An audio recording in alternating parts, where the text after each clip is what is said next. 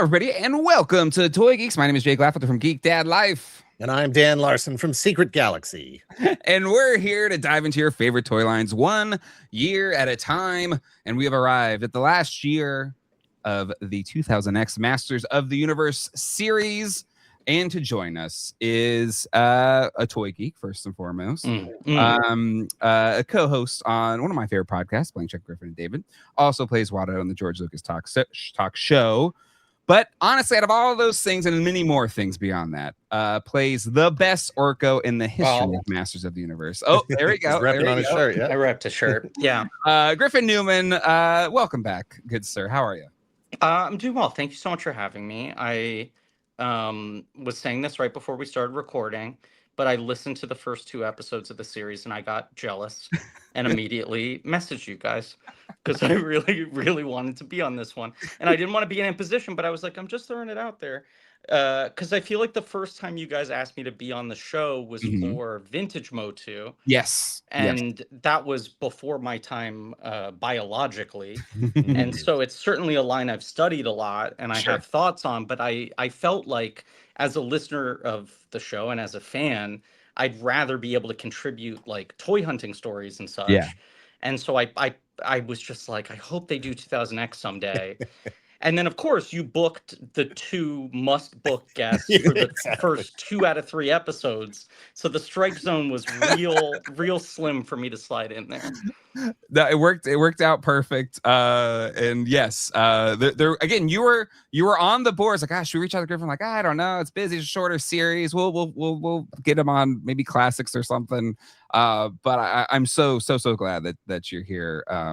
No, I mean, I would gladly come on and do classics as well. And I asked if you were going to go straight into classics. But this was such a big line for me. I think I said this in the Power of the Force episode I did with you guys, but I really feel like the Palisades Muppets, the Playmates, World of Springfield, and 2000X were my 3 big you are a collector line. This is officially out of childhood. You're past the fulcrum point. And excuse me, on the boards, you know, strategizing where I'm gonna hit when on what days. What's starting to show up in which cities. What an exciting time to be a collector too. Right? It's just this range. That's the other thing. It is. It's just like it's a lot of us were awakening into being a toy collector all around the same time. You know, because even like Griffin and you and I are a little bit younger on the toy collector scale, and Dan much older on that collector scale. But we're all kind of hunting at wizened. I would say wizened. But collecting at the same time and like getting into like this kind of thing, and 2000X is right in the heart of that. But also kind of was one of those early lines that was really frustrating and hard to collect, where you had to be on boards to try to like search and find for these things. But like, what about the 2000X line like appeal to you? Like, how did it capture your imagination? Well, so I mean, I should get into my MOTU history a little, like speed run, but I was always really fascinated by the fact as a kid who was obsessed with toys, who then started to evolve into a collector and then was reading Toy Fair and on the websites, and that there would be this kind of Mount Rushmore of the 80s toy lines. And He-Man was the one that had 0 presence by the late 90s, you know?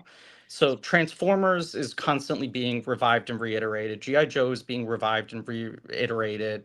Thundercats was still running in like Toonami reruns. You know, but like He-Man was just out of the bloodstream. And Toy Fair would talk about it so much, and I was sort of confused by how there could be something that was seemingly that big within the 80s that had no echoes, you know, 10 years later. And then I went to sleepaway camp. There was a counselor in training who was just the right number of years older than me to have caught the tail end of vintage MOTU and was still very obsessed with it. His main 2 obsessions in the world. This guy called himself Grunge. He still does. I run into him at cons. He's a lovely guy. And he taught me a lot about pop culture in the way of like, you know, the older kid who goes like, here's the stuff you need to know. But his 2 main obsessions in the world were MOTU and the View Askew universe. So the fact that ultimately I end up playing Orko on a Kevin Smith run He-Man show is some like Tommy Westphal universe hallucination he's having while staring into a snow globe. But is he also like, it should have been me? No. He was very supportive about it. But got really, really into it. And that was 2001. So that's when they start doing the reissues. Yeah, the commemorative, The commemorative, and then shortly after that summer, they announce the reboot's coming. So then by the final summer, the next summer, it was the final summer in certain ways. By the next summer, the pump was so primed for me to be like, I'm on the ground floor of this. I'm going to be figuring out who lives closest to school so I can watch the show, because I feel like it aired like 4 o'clock on Fridays on Cartoon Network. Something really inconvenient. Yeah. It was tough. It was it moved around too later in the run. Yes. And then I feel like these lines that I'm talking about that were so big for me, part of what was unique was there was an online fandom, but online shopping wasn't really functional at that point in time. Yeah. Even if you're going on to, Amazon having their early Toys R Us collaboration or whatever. Oh my God, yeah. I feel like very often, if you were trying to buy an individual figure, it would be random. Unless you're going to eBay, there was no sort of like pulling from the case packs. Yes. You're going to comic book stores to hope that they're holding on to the more rare figures, but then they're going to upcharge them. But then the circulation for these things is the likes of which we dream for today, where not only do you have all these additional stores that don't exist anymore that are carrying them, but you also have like they're showing up at pharmacies and shit, Yeah. And so there were these lines that were sort of in this weird in-between zone, like World of Springfield and 2000X, where it was like, this is a kid's line. Very quickly, it's very successful with adults and not that successful with kids, but it primarily exists through traditional retail channels. But the collector obsession around it is sort of not totally in sync with how they're made or distributed. Right. And that hunt was fascinating. Something like World of Springfield, you would start out with the first couple series being crazy short packed on the characters that they thought wouldn't be appealing to kids, like Smithers. And by series 3 or 4, I think they corrected it too. It's even case pack. You're not going to end up with 8,000 Bart variants. Yeah. Camp Krusty Bart's not going to like clog the pegs.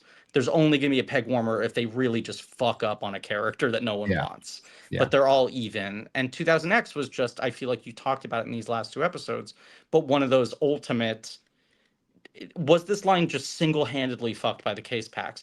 I think Val and Emiliano both made a really good case for why that was one of 5 to 10 different things happening. But it's such a compelling what if, because it does feel like it was the straw that broke the camel's back. And in a world where the case packs didn't go so wildly out of whack with those first couple series of variants, you wonder if the line could have adjusted in that World of Springfield-esque way and figured out how to maintain. It is wild. It's kind of this conversation that the new movie coming out is, I think, and you touched upon it, where it's just out of the big tent poles of the 80s, Masters, and it's not that it didn't try. You had like New Adventures, He-Man, and you had the 2000X series, but it didn't have that same like staying power. Like talk about where Transformers rebooted a bunch of times and it was still there. G.I. Joe, and then Turtles as well. Like Turtles had a early 2000s kind of a 2003 rerun, but also wasn't that long before it previously left. It was like 96 or whatever. But anyway, for some reason, it just hasn't had that. It's had that same core. Like you kept the core. You had those adult collectors, but didn't connect with the kids. And even now, the new movie, which I actually don't know your opinion on, but I enjoyed it with some qualifiers. Yeah, you appreciate movies at a far grander scale than I do. I was like, it was fun. I had a good time. But... No. But I mean, I was viewing it from a couple different angles. There's sort of how I'm viewing it as a movie fan and how I'm viewing it as a MOTU fan. Yeah. And in both regards, it had a lot of stuff I liked, and there was some stuff I struggled with, but I enjoyed it. I saw it twice. I took my 10-year-old cousin to see it the second time, and he turned to me and said, I thought that movie was really good for what it was. It just doesn't make any sense. Interesting. Expand, please. Expand, please. Yeah. A more extreme version of how I would put it. But there's stuff in it that just kind of rings of the development hell for me. Sure. Of 25 years of everyone stressing over how do you make this movie. And I think it goes back to what you're saying of Ninja Turtles, obviously the other big one I forgot to bring up, but like, you know, there's the Ninja Turtles revival that happens basically simultaneous with 2000X that I feel like was successful and more successful than 2000X, but didn't get Turtles back to the peak of the 80s and the 90s. And then the next reboot does it. Yeah. Like, it's funny that, you know, you didn't have the complete disappearance of Turtles, but there was that feeling of maybe it's never going to be as big as the 80s. And then from the 2010s on, it has been bulletproof. And so even that's a fascinating counterpoint. I feel well, there was one other movie in there too. 2007 had TMNT. Yes. So that the 2000s I think of as the era where post like the Fred Wolf cartoon ending, New Mutations being a disaster. Then that's what it was called, right? The live action one. New or next? Next Mutation. Yeah. There's like 5 years of nothing, and then there's the new cartoon show and the 2007 movie, both of which do like well, but aren't phenomenon and like last, but then like taper off. And then I feel like the second they did, Nickelodeon bought them, they have just cracked the code, and some of the versions work better or worse than others. But it's just Turtles is evergreen. No pun intended. It didn't work because they found like one of the last few spaces where kids were watching TV, all like Nickelodeon as a channel, like just had a captive audience versus the Saturday morning cartoon has been gone for a while, and like kids still watch Nickelodeon and still watch Disney Channel or whatever. Maybe that's part of it. I do think they were just smart about it. And it's also just the kind of explosion of classic TMNT stuff. Just how deep like NECA has been able to go, and how much now basically every version of the characters sell. Versus MOTU has always just felt like it has a little bit of a hump to overcome. Whereas I was like learning about these characters and obsessed with them, and then so quickly after learning about them, seeing the Four Horsemen redesigns of them. And that was such an exciting dance for me to like be watching VHSs of the cartoon, looking at the vintage toys, and then going like, how are they going to reimagine this guy? And there's that initial slate that comes out, but then it started to just be the kind of wish listing, which, you know, I know we're going to talk about the stactions today, but I was someone who was so disappointed when the articulated line died, excuse me, that I didn't buy any of the stactions, but the stactions for me existed as the like extreme what if. I remember that year they put them out at Comic-Con as unpainted prototypes, and everyone was sort of thinking like, didn't they just say the line was canceled? But they have like 20 more figures. And then the stactions were this sort of like peace offering of like, this is the best we can do to give you the things we've shown you that you all now are resenting you're never really going to get. And I never kind of got over the disappointment of not getting them in the normal form. Now I wish I had just bought all those stactions, and the idea of balking at them costing $20, you know, feels absurd now. No, it was a valid argument at the time. I was older, had a little bit more money, a job and everything, and I was still like, I don't know, that's a lot of money for one figure that doesn't do anything. I mean, I did not buy in on classics at the time for the same reason. I said, like, you're telling me I can't buy this at stores, and it's going to cost how much per figure? No, I can't commit to that. And I bought He-Man and Skeletor, and I bought Battle Cat, and I said, that's all I'm going to do. And then years later, when the line was sort of starting to wane down and Matty Collector started doing blowout sales, I had just booked the tick. Oh, nice. And I was like, suddenly all of these are cheap and I have disposable income for the first time. So then I backfilled most of that line, and I'm still working to get the last couple of early ones that got crazy in price. But yeah, I felt very, I don't know, there was something very romantic to me and pure to me about the idea of these are articulated figures with action features that you buy at physical stores. And if I am paying, $15 to $20 to get one at a comic book store, that feels like an admission of failure on my part. I'll do it if I've exhausted all other options, but I don't want to have to go to eBay.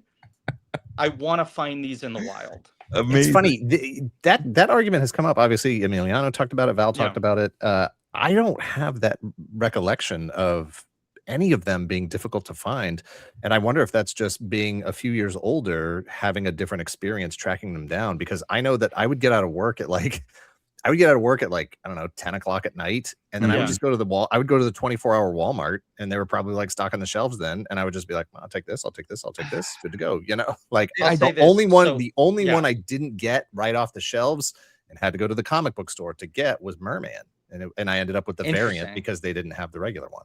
Oh, well, I heard that story. Well, that legendary story. But I do think your experience as a toy collector just depends on where you live and like what that environment is like, what are the stores like, and what's the collector base like. Because like I'm curious, like because you're a New York City kid, like so you're hunting in Manhattan or whatever, right? It means 0 Walmarts. Yeah, and I think functionally 0 Targets at the time. Maybe 1 Target opened in Deep Brooklyn, mid 2000s, but so really relying on Toys R Us, right? So how many were in there? Because I would, if ever I was there, I would go to just the Times Square one because it was easy, but that wasn't necessarily a good hunting place. It was Times Square. I mean, I would hit the Union Square one a lot for 2000X. I was at there was a launch event that the Four Horsemen did at the Times Square Toys R Us, where they built a Grayskull and signed figures. And it's somewhere in storage now. I don't know where it is, but I have a He-Man that has a like launch day sticker on it, signed by all 4 of them. Nice. Oh, I've seen that event. I've seen them on eBay or whatever. Oh, that's cool. But so those two, the Union Square one and the Times Square one, and I think the Herald Square one was maybe still open at that time. And then hitting a lot of comic book stores, but then also like Tower Records. Yep. I was gonna say, was FAO was still open, weren't they? FAO was still open. Tower Records was really big. I feel like there's another sort of music-y chain like that I'm not thinking of. Virgin didn't have toys, did they? Virgin did. Did they? Okay. The Virgin in Union Square and the one in Times Square both certainly did. Okay. I don't know if either of them would have carried MOTU.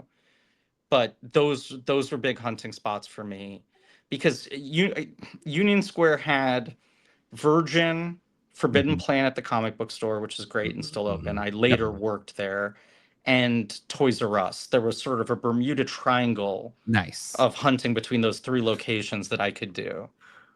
That's awesome. No, Forbidden Planet's great. I still go there because it's like you can get vintage toys there. They got new toys there. Yeah. It's a good. Plus, there's like a book off right there. It's a good little run there that you can kind of get a few different good collector-y type stores. But no, so I think that, Dan, I think that skews your experience. I grew up in San Diego, and I just feel like the vintage scene there was terrible. Vintage scene in California, I think, is awful.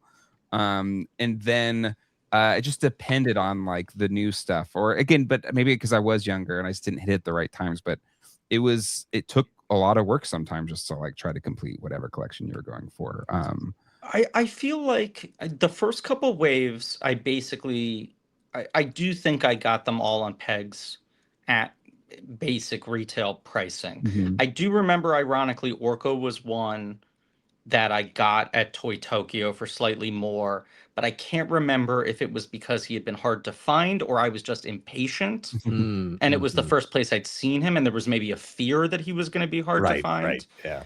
A lot of the final year or half year, the Snakemen figures are the ones where I just felt distribution dry up, and it felt like maybe Toys R Us wasn't carrying them, or at least wasn't ordering much of them, and I would find them very scattered very late. So I feel like the first 2 years, I want to say I had every figure other than Roboto and Cyclone, maybe. Weirdly, those were the 2 that I just missed, even though they're kind of my type of guys.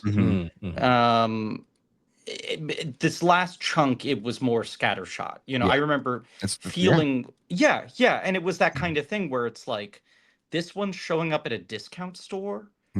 you know, like I can't find one figure, but then I'm finding Battle Fist for $5. Like that weird sort of tail end of a line thing where it's feast or famine. Either you're going to hit a jackpot and you're going to get them all for a song, or you're never going to find these. And you're going to have to purchase them off some guy in Uruguay. Yeah. Well, and I wonder to continue with my experience on that was I don't think I was interested in that sort of last wave or two. Really? The Snakemen and stuff. Yeah, I think I had sort of gotten my core characters and was like, all right, I'm good with this. Yeah. I'm certainly not collecting anything, you know, that is ice armor, you know, all those sort of things. So like snake armor, He-Man, or whatever it was. I don't remember. We'll get to it in a minute here. Well, that was a figure, right? That was, I feel like, maybe never properly released. I don't think so. The Snake Skeletor was, but the snake armor He-Man got sort of released in sideways ways. Yeah. I was never as into the Snakemen. I've learned to like them. But so I did feel the frustration I think a lot of the fans felt with how hard the show was pivoting around the Snakemen in the third season. It was more for me about the heroic warriors that were still coming out at those stages. And they started to feel like figures where you could feel the strategic reuse more after it being a line that was so exciting in terms of how many new sculpts you were getting and really distinctly unique sculpts.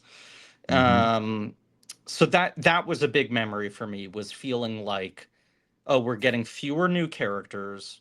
The newer characters, or outside of Snakemen, the newer characters are reusing more and more, and it's harder and harder to find them. Yeah. And it's just one of those things where it's just kind of sad, and you could see the line dying. I just remember like the message boards and stuff, and still like the trauma of that death.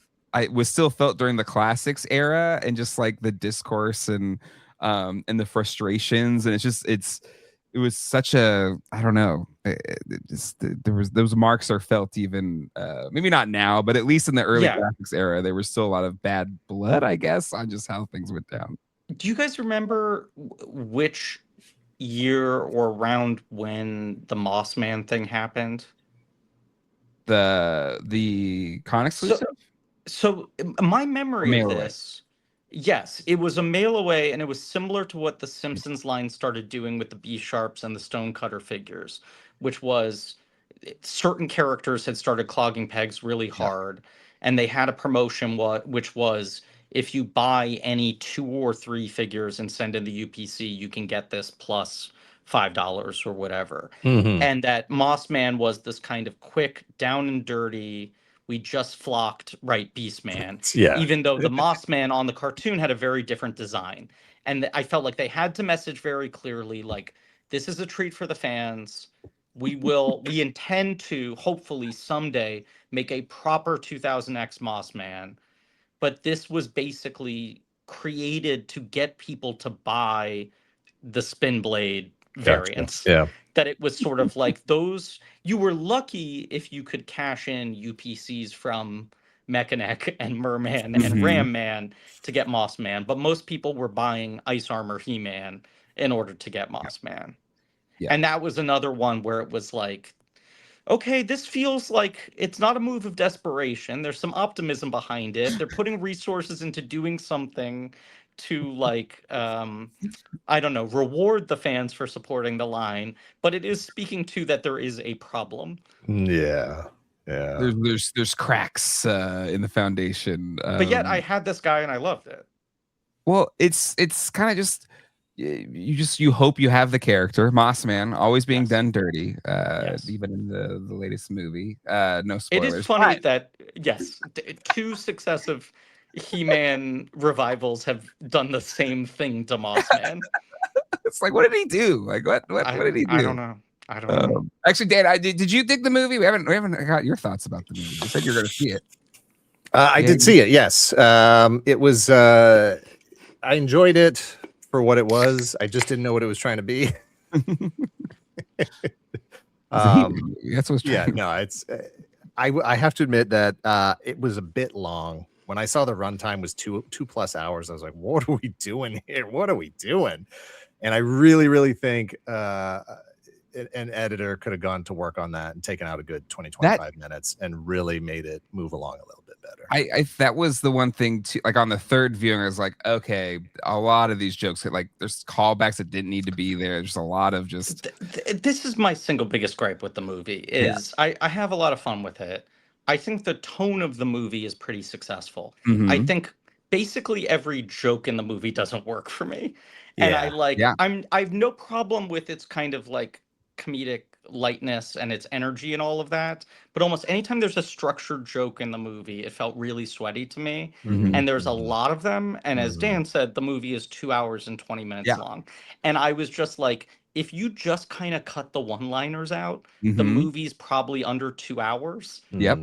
And it immediately works better for me. My main issue was, you know, tonally, it felt like there were moments where it was asking me to take it seriously. You know, here's a dramatic thing that's happening. Either it's Adam or, you know, whatever it is. And then it is immediately undercut by the humor. And that's fine. A lot of movies do that, you know, lighten up the mood a little bit after something heavy, you know, throw a couple of jokes in there. That's okay. But there were moments where I felt like the camera turned around and that joke was pointed at me. You know, and I was like, it was almost, it turned from like, I can't believe you're taking this seriously. And it's like, oh, well, I thought that's why we were here. You know, like you made a movie. I thought we were here to take this stuff seriously. It feels like a very post MCU thing that I think audiences have started to turn on. Like it does feel like the whole MCU vibe has shifted away from the mainstream, and this feels like an extreme heightening of it. And it feels extreme because they're starting with a property that's inherently very silly and doesn't have the same sort of rock solid built-in fan base. So you feel some of that desperation in the movie of just like, how do we get people to not think this is embarrassing? Like, well, so that's a good point. And what I wanted to say was, you know, that movie is embarrassed by the character names. Right. And so they had to come up with this mechanism to make it acceptable that those characters had those names. And I'm like, okay, well, movie, you're telling me how to feel about these things. If you took these names seriously, however ridiculous they sound, then I'm going to take them seriously. But you told me it's a joke, so I guess I'm going to treat it as a joke. See, my thing, even like to a finer point, was I had heard that's what they were doing in the movie, and I was skeptical about it. I liked the way it was set up, and I liked sort of turning Adam into a MOTU fan in a way, and making him a character who advocates for why you should care about these things. But then that is negated when you make 5 jokes about each name. And it's like, you can do one. I will let you do one for each character. You get one interesting joke, and then you move on. And then assume you've either sold us or the movie isn't working. If you haven't sold us at that point, 4 more jokes isn't going to do it. I don't know how you saw it, Tim, but I went to like a fan screening. I guess was sort of the New York premiere. I know you went to the big fancy one, but it was such a bizarre experience. And once again, I largely enjoyed the movie. But it was such a bizarre experience to watch it in a room where you're like, well, there are mega fans here who are applauding every time a character shows up on screen, feeling the relief of this is executed. And then that's immediately followed by a joke that feels like it's like, don't worry about that, nerd. I'm talking to you now. You know? And there's a cognitive dissonance there of like seeing it with a crowd who's like so on board with what the thing is inherently, and then watching a movie that's sometimes sort of dancing around it. Well, and that's what's wild. Like having sat in, they showed us clips at CinemaCon, and it was like fans and some press there and stuff like that. And we gave the big reactions to the things that were awesome, like the first transformation into He-Man. And like we had these big reactions, or like how badass Idris Elba was as Duncan, beating up Trapjaw or whatever, like that kind of. And it was like quiet for like some of the corny jokes, like the Highlander joke or whatever, like nothing. And they did all these screenings that I heard that they did. I had friends that went to those screenings in LA where Travis Knight's sitting there. They're all sitting there. And it's wild to me. You did all these like things where there were clearly things that popped and people responded well to. And all those successive things, you're like, we could probably cut this one. It's like, no, let's leave, multiple the friend is crying at rom-coms, and then you still bring him back like, see, I was really, like there's so many, to your point, just like beating a dead horse with the jokes. It was like, you could have cut that, and this, you had reactions to see, like, you still could have cut it before. And also just like, I'm sorry, but like, dude likes rom-coms is the most first draft joke in the world. Yes. That's not like a character for me. I also am just like a little tired of the sort of easy punching bag of like, why is he watching those movies? And then having to like hide his tissues. Like maybe it's like a commentary on like masculinity or something. Maybe they're trying to like it is, but I'm just like, once again, it's like, let's bring a room in. Let's workshop more interesting ways to get that across. Yeah, I don't know. I don't want to spend too much time on this. We do have a lot of choice to talk about. But ultimately, it was not my favorite movie. I did find myself an hour into it being kind of bored. I think the middle's a little rough. Yeah. I would like to see it again, and I am shocked that we have no idea where Adam was between 10 years old and 25 years old. Like, what did he do? In one classroom. Yeah, we have a classroom with no government identity, and like we don't know where he lived. We don't know who raised him. He that's another thing where he landed in a lake in Oklahoma, and next thing you know, he's got an apartment. And how about instead of Rain Man's name having 5 jokes across 90 minutes, we have one line of dialogue that explains that he went into the foster system or something? Because I'm sitting there like worried the whole time. This kid just landed in a river, and then what? Mossman took care of him. I don't know. Mossman took care of him. Yeah, his story didn't get it told. But one very last comment, and then we'll get to it. I was really disappointed that the movie made Eternia feel so small. Star Wars has times where it feels small because we only have like 6 main characters. Sure. Like, God, there's galaxies out there. The fact that Castle Grayskull was just like right next door, you can go trick or treating there. It's like not even a big deal. It's just like there's Castle Grayskull. You walk outside of the palace, there's Castle Grayskull. That made it feel small. The fact that they're like, and now our quest for Snake Mountain. 2 seconds later, they're at Snake Mountain. Yeah. I'm like, this whole world feels tiny. Tiny. You know what's so wild is, and they haven't let me post it yet, but like when we talked to Guy Hendricks Dias, and he's there, and he's showing us a genius, like an actual legend. Yeah. Again, he is Oscar nominated. He's incredible. Yeah. But he showed us his map of Eternia, and he literally said, I don't want you guys saying, how do you get from Eternia to Snake Mountain in 5 seconds? I want you to feel the scope and scale of this planet. And he's showing us hand-drawn maps that he is made of Eternia. And in the movie, it's just none of it is there. It didn't, yeah. I think the Thor movies have that problem too, though. I always found that was like an Asgard issue, is Asgard always feels like one building and 2 blocks. Yeah.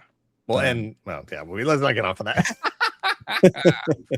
Anyway, all right, let's jump in these things. So Emiliano, we were going long, so we didn't get some of these. So let's just quickly kind of jump into these, if that's all right, because absolutely one of these is so important because he's become a legend in the toy lore, and that is Disco Skeletor. Let's talk about some of these repaints, but Disco is.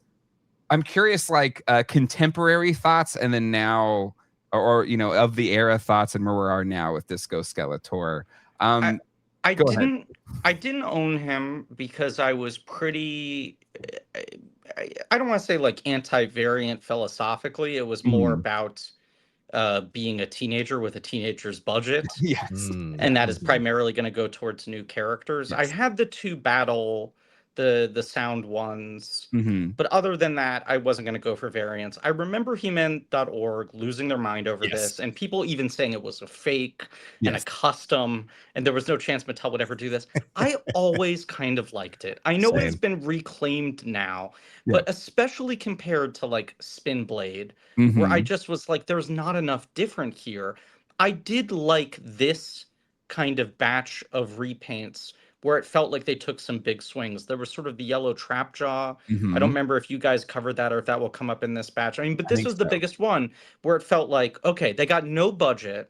There aren't going to be new pieces, but let's actually do something that looks really different. I think this looks cool. I agree. I never had any issue with this. I thought the gold armor was a bit of a nod to the 87 movie, God Skeletor, that whole thing. My only issue is I thought the mix of materials was a little strange, where you have that, the blue chest, the chrome with, against the sort of matte finish of the armor. I felt like that didn't really, it wasn't cohesive to me. But I dig the colors, and I never really had an issue with this. I didn't know about disco for years. And it's funny hearing you guys talk about, toy forums and stuff. I'm like, why don't I have any memory of toy forums at all? It's because I was in the comics scene. I was all over comic book. Yeah. Toy collecting for me was just a thing I did. I didn't talk to anybody else about collecting toys. I didn't know anybody else that was collecting toys. It was just me. Do you know what's so funny about you saying that, Dan? I would have brought up in any podcast episode about 2000X how much there was a meme amongst the forums and the websites about how much the He-Man figure looked like Kato Kaelin if you had not called out that it was in fact just you writing that one letter into Toy Fair. I remembered that so distinctly that my mind, I blew it up to a thing as large as Disco Skeletor, that this is the term that everyone used. I don't know if it then got carried by other people. I think so. It was like, it was a Bruce Madlin, you revealing that you were the one who wrote that letter, and that blew my fucking mind. That's one of the greatest reveals of this entire show. That's great. That's great. That's awesome. I think, if they had figured out some way to coordinate with the comics or the cartoons and gotten this look in for Skeletor in one issue or one episode, rooted it in something, there would have been zero problem. If the line had been able to level off and figure out a cruising altitude to survive, I imagine that's probably what likely would have happened, is how do we get low cost variants, repaints, what have you, justified in story? Yeah. It's fascinating, just this because the toy forums or those discussions were just like He-Man.org, and those was big into Ghostbusters, and like the Ghostbusters forums. All of these different forums are so they had these old cultures behind them, but this is like pre-Twitter, so like the online discourse wasn't as influential in and maybe for the better. But yeah, the Disco Skeletor, these things that could have been something that captured the imagination, just wasn't going to happen. It was fascinating because, these memes and these criticisms and these bits couldn't break containment. They were in a closed loop. Yes. But then you would find out if the forum you were on was the one where the employees from the company lurked. Yes. That was the one place where you would feel like, oh, there's actually a conversation here, where this brand manager is doing a Q&A once a month, or that they lurk. Yep. And so you start to hear, like, they know it's Disco Skeletor. They're saying Disco Skeletor internally. They're sorry about Disco Skeletor. But then there's like this shift. I always equate to Lost, just because like there was forums and like JJ's there, or like the Damon Lindelof is there, and then they do the podcast and all of that, and then there's just Twitter, there's just like this shift that then happens just a few years after this that would have been interesting. I don't know. Again, we can just go all different ways, like how this could have captured or gone beyond its fan base. But anyway, Disco Skeletor. I'm same with you, Griffin and Dan. I actually didn't. I hated variants. It wasn't my thing. I just want, like, what's the character that's on screen? I want that representation in my collection. But at the time, I was like, hey, he's cool. Again, I was broke. I didn't have any money, so I wasn't going to spend extra money. But I was like, he's really neat. So I've always thought he was cool. In terms of time, we can just kind of quickly go through some of these other ones. We got a Beastman green armor variant. Yeah, I mean, this one's sort of lazy to me. I like green, but this is kind of a nothing. I guess it helped to have the Snakemen thing where there was an excuse to put a specific different color scheme on them all. Yeah. But this merman, this is your merman, right, Dan? Yep, correct. Yep. Which I was fine with. This one in particular, I didn't feel like either one was really like, oh, I gotta have those colors. Sure. This was close enough for me in my colorblind eyes. And the eyes on him are very cool. Yeah, the red eyes is cool. Yeah, it's very cool. I was just happy to have any merman in the collection. And then we've got Ram Man, just a little bit of gold armor. It's fine. It's fine. And then the Trap Jaw. Is this the yellow one? Yes, this is the one I liked that looked kind of sickly. Because you could say it's like because the mini comic he was green in the mini comic, so. I think this is, right after this line, you start to see on basic mainstream kid lines with collector appeal, them starting to get clever in that way of like, I feel like Justice League Unlimited is one of those lines where if they had to do an 18th Batman, they would figure out a Batman that was rooted in one specific comic look or one specific episode, so it would at least have some unique appeal. And this variant felt like them getting really close to that. Yeah, for sure. And nowadays there's a playbook. Like for MOTU, you just know, you can do the mini comic looks, you can do homage to this, you can do that. Original sketch, right. And it's funny that some of these, like Disco Skeletor becomes one of those looks that other companies do. Canonized, right. But this felt the most successful to me of those. No, agreed. We can keep moving on here to the mail away figures. We talked about Moss Man a little bit. We also have Faker, a Toy Fair exclusive figure. I've never owned one. I've always wanted one because I love the Faker. I have this guy. You have him? Yeah, I have almost all of them still, but I definitely had this at the time as the mail away. I mean, it like Moss Man, it was a little controversial because Faker hadn't really been on the cartoon proper. There was an episode with a robot decoy, and it sort of flashed at the end to reveal that it was fake, and I think it maybe turned blue for a second, but it certainly didn't look like this. And I feel like the people at Mike Young Productions had always said, like, well, if he's blue, then no one's going to buy it. Like, it always felt a little silly. Much like the Filmation cartoon did the robot He-Man instead of the Faker. So this and Moss Man both felt like they're people who want the homage. Like, they want the classic figure mashed with the new figure aesthetics.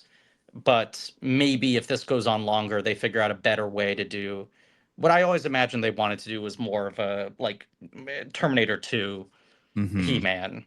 Well, that's what Revelation did, right? Yeah. Basically, yeah. And I thought threaded the needle well on making him just his metallic. It was kind of bluish. A little blue. Yeah. My question about this Faker is, this version of He-Man has his little fanny pack there, and I want to know if Faker has everything in his little fanny pack that He-Man has in his, just in a different color. Like, does he have all the same snacks, same keys to his Wind Raider? Upside down. The Bizarro keys or whatever. Backwards. Yeah. That's awesome. We keep moving on here to the Comic-Con exclusive Keldor. Yeah, I didn't have any of these exclusives. I didn't have any of the mail away stuff. I don't know if I just wasn't paying attention or if my interest just didn't go that far or whatever. I don't even know that I even knew about them. Like, I'm pretty sure I was still reading Toy Fair, but I don't know if I was really paying attention to like any toy websites at the time. One or two, maybe. I was big on the sites. This was one I really coveted. I was not able to go to the con at that point in time. When was your first San Diego Comic-Con?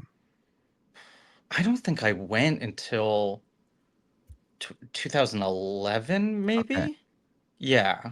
I think my first was 2007, but it wasn't actually. I lived in San Diego, never went to San Diego Comic-Con because my parents didn't want to encourage my nerdity, so they didn't ever want to take me.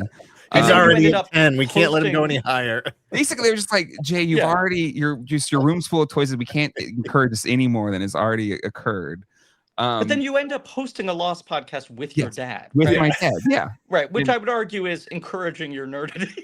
Well, because it was a very serious adult show, though. It wasn't Masters of the Universe. That's true. The whole time doing that show with my dad is like, all right, this is still nerdy shit. I don't know why I'm doing this with you, but sure, we can do this as a father and son bonding exercise. Because the whole we go to Comic-Con and he'd be like, "This is your thing. This is you go have fun. I'll do the Lost thing, but you go do this other stuff." But anyway, so I always really coveted this figure. Yes. It was such a kind of bombshell that I remember the whispers before the premiere movie, that was sort of the pilot for the show of like, they're maybe doing Keldor, who had always kind of existed as a fan theory. And then like Keldor shows up in the opening scene. He is Randor's brother. He gets killed. He becomes Skeletor. So I think everyone really wanted this figure. It is also funny that for like 5 years, Mattel's one move at Comic-Con for exclusives was, we put a wash on him. And sometimes then they'd plus it up and add other things, but like I feel like very often it would just be like it's the same figure but with a wash. Yes. And then maybe added accessories or a different head. Yes. There was that year that was the Four Horsemen Batman. Yes, where it's like and it was the one where he's lifting the mask up, so his arms are permanently bent and the corners of his mask are permanently lifted. And that had like a wash on his chest that was like, well, this is how you know it's premium. But the real accentuated muscles on Keldor, it does look very cool. It does look good. Yeah, yes. Sure. I've always loved. I just love that they did it, and I love you had the kind of the transition burning face. It's I've never owned this one, but I've always. I've had chances. I've never pulled the trigger, but eventually I will one of these days. Is looking at him now is making me want to get him. This is the danger Race of doing to this eBay. show. Yep. I will say, and Val and Emiliano were both talking about this, but how the Four Horsemen had such ambitions in terms of articulation and paint and sculpt, and then things ended up getting dialed back by Mattel. You look at this and just go like, man, imagine if they all just had this paint budget. Yeah. The sculpts were all so goddamn good. Mm-hmm. And the paint apps weren't bad, but if you put one basic wash on every figure, they would have looked like $5 more valuable. And that's the thing, where just clearly the Mattel didn't quite know how to hit the collector thing. They knew didn't think it was worthwhile. Exactly. Because Toy Biz is doing it at the same time. Yeah. And McFarlane obviously had been doing it for years. Mm-hmm. But Toy Biz is probably the better model comparison point for them. Yes, but Toy Biz was so much more locked into that scene, the comic book scene, and all of that. And a very differently run company. Yes, and even still to this day, like you can go back to the movie and being so jokey, they were just so locked into what they did with Barbie, and even just all the promotion and everything. Like with talking to the MGM people or the Mattel people, like, we're playing the Barbie playbook. We're just going to do the same thing with Barbie. Yeah. And it's just, they're so Barbie and Hot Wheels minded because that's what makes the money. And they kind of follow similar playbooks for their other properties, but maybe it's like realizing that it doesn't work that way. They've just always wanted MOTU to be their G.I. Joe, their Boys Barbie, their Star Wars, their whatever. And you always feel them getting close to figuring it out. Yeah. And it being just a little bit off. Yeah. But anyways, Keldor is cool. The deluxe, we got Battle Armor, He-Man. He's completely forgot about this guy. Yeah. Yeah. Nice. All right, Dan, what's your thoughts? You have opinions. Honestly, I don't even know if I know about this one. I might actually be seeing this one for the first time, and I don't know how those arms attach. Do they go to those? Do they hinge on those shoulder? Yeah, I think they attach on. Well, these little guys. This like the harness goes around. Yeah. Do you have a package pick of this bad boy? Maybe. Let's see. No, we don't. Here, I'll try and Google him. Yeah. But that's, I mean, there's a lot of new sculpting on that one, even if it's mostly on accessories, but even the chest looks totally new. Here we go. God, that's a lot of stuff. That's a lot going on there.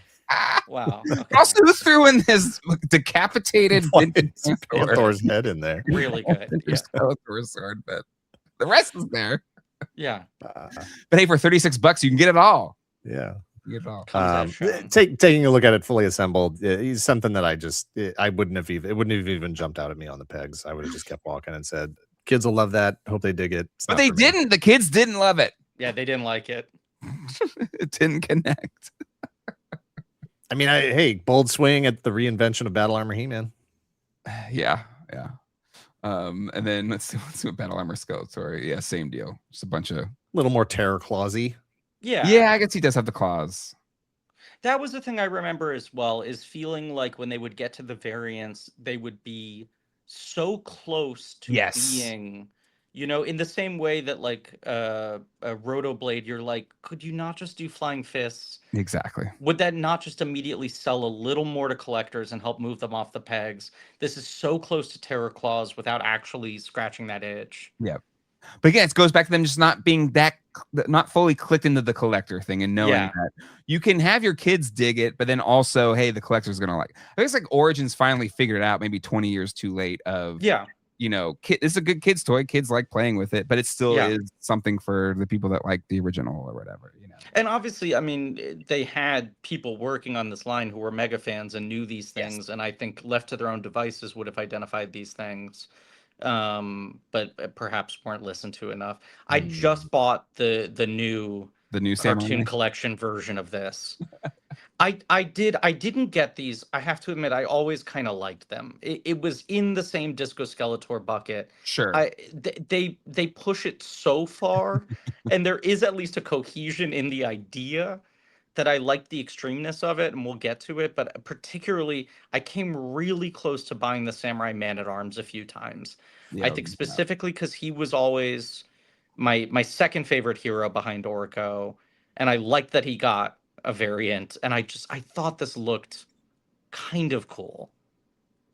The big ass sword. There's a little bit of a McFarlane-y paint wash. Yeah, I was going to say all of these tap right into that over-designed sort of McFarlane Toys Spawn sensibility for me. Spawn the samurai. Yeah, where I'm like, have you ever seen a samurai? Do you even know what a samurai looks like? Like, I don't know. None of this is reading samurai to me. I have nostalgia for that, you know. I think it's in the same way. It's like watching like the Schumacher Batman movies now and being like, wouldn't it be nice if a Batman movie could be this silly again? Like just the horseshoe theory all the way back around. That in-package shot there of that Samurai Armor Man-at-Arms looks like a McFarlane figure. Like it really looks like it looks, and it's on the pegs next to McFarlane figures at the time. Yeah. You know, that's still an era where McFarlane is still going very, very strong. And if that's an aesthetic that's dominating the market, you steal it. It's why they hired the Four Horsemen. Well, it feels like half the time they were saying like guys, right. You know? Half the time they're saying tone it down, don't do too much McFarlane stuff, and other times they're saying, can we go full McFarlane on this one? Even today, and I love those guys and I love the products they make, but even today I look at some of their stuff and I'm like, it's a little over designed for my taste. There's a little bit too much going on. Sure. Like that hyper detail, all the little nooks and crannies and all that kind of stuff. But yeah, and then let's see, Skeletor, Samurai Skeletor. There's so many this is there. very McFarlane-y, yeah.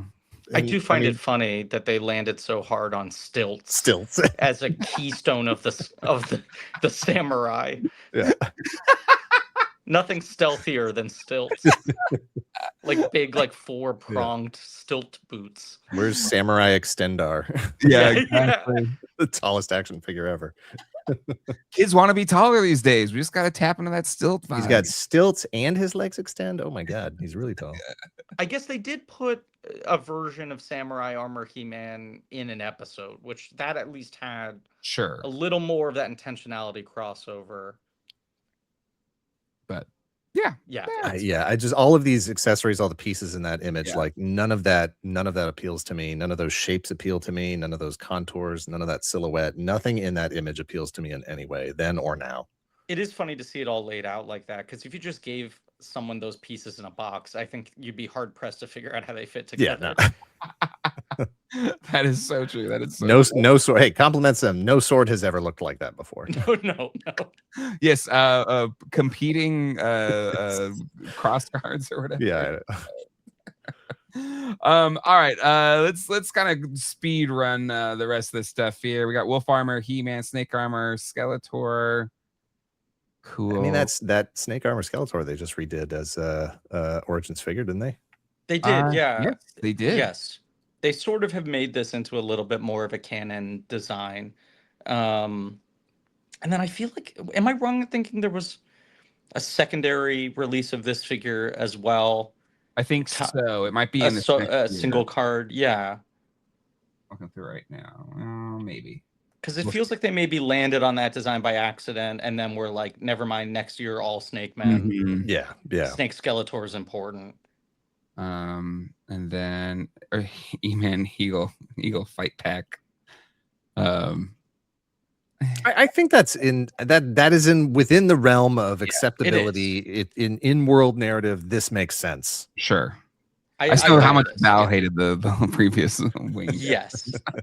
It was interesting when he was saying that he thought that these were produced for a different line and then reused, or maybe it was some of the other things. I was wondering if some of those were Max Steel, even though that was a wildly different scale. Sure. Some of the kind of techie animal stuff. Yeah.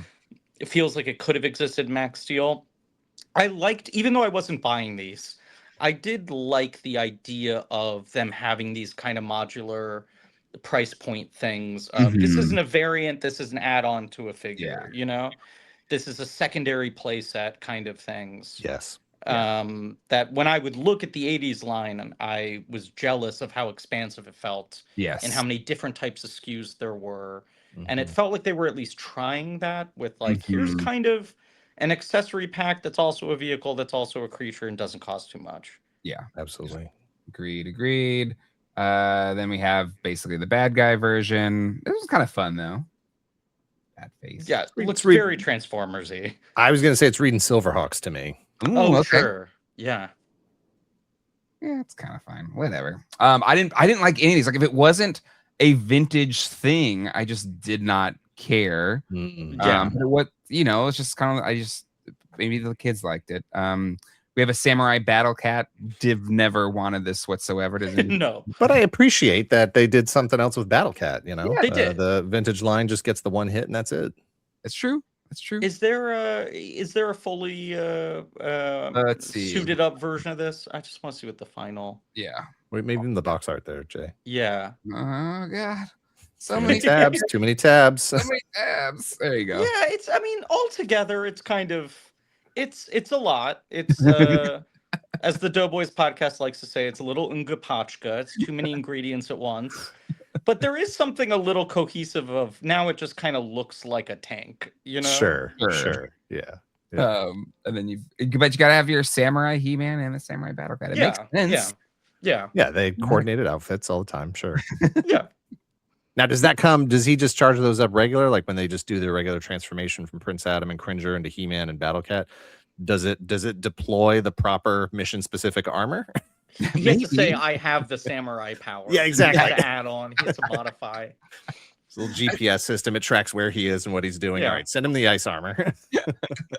That'd be kind of sick, though. As much as I like the ice armor He-Man, like I want an ice armor battle cat. Like just don't tease me with these other options. I did always find it exciting when a line could be expansive enough to have variations of second, third tier characters. Yes. So, even when it was not a figure that appealed to me, to see like, oh my God, we're getting Battle Cat variants with unique sculpting felt kind of cool. Yes.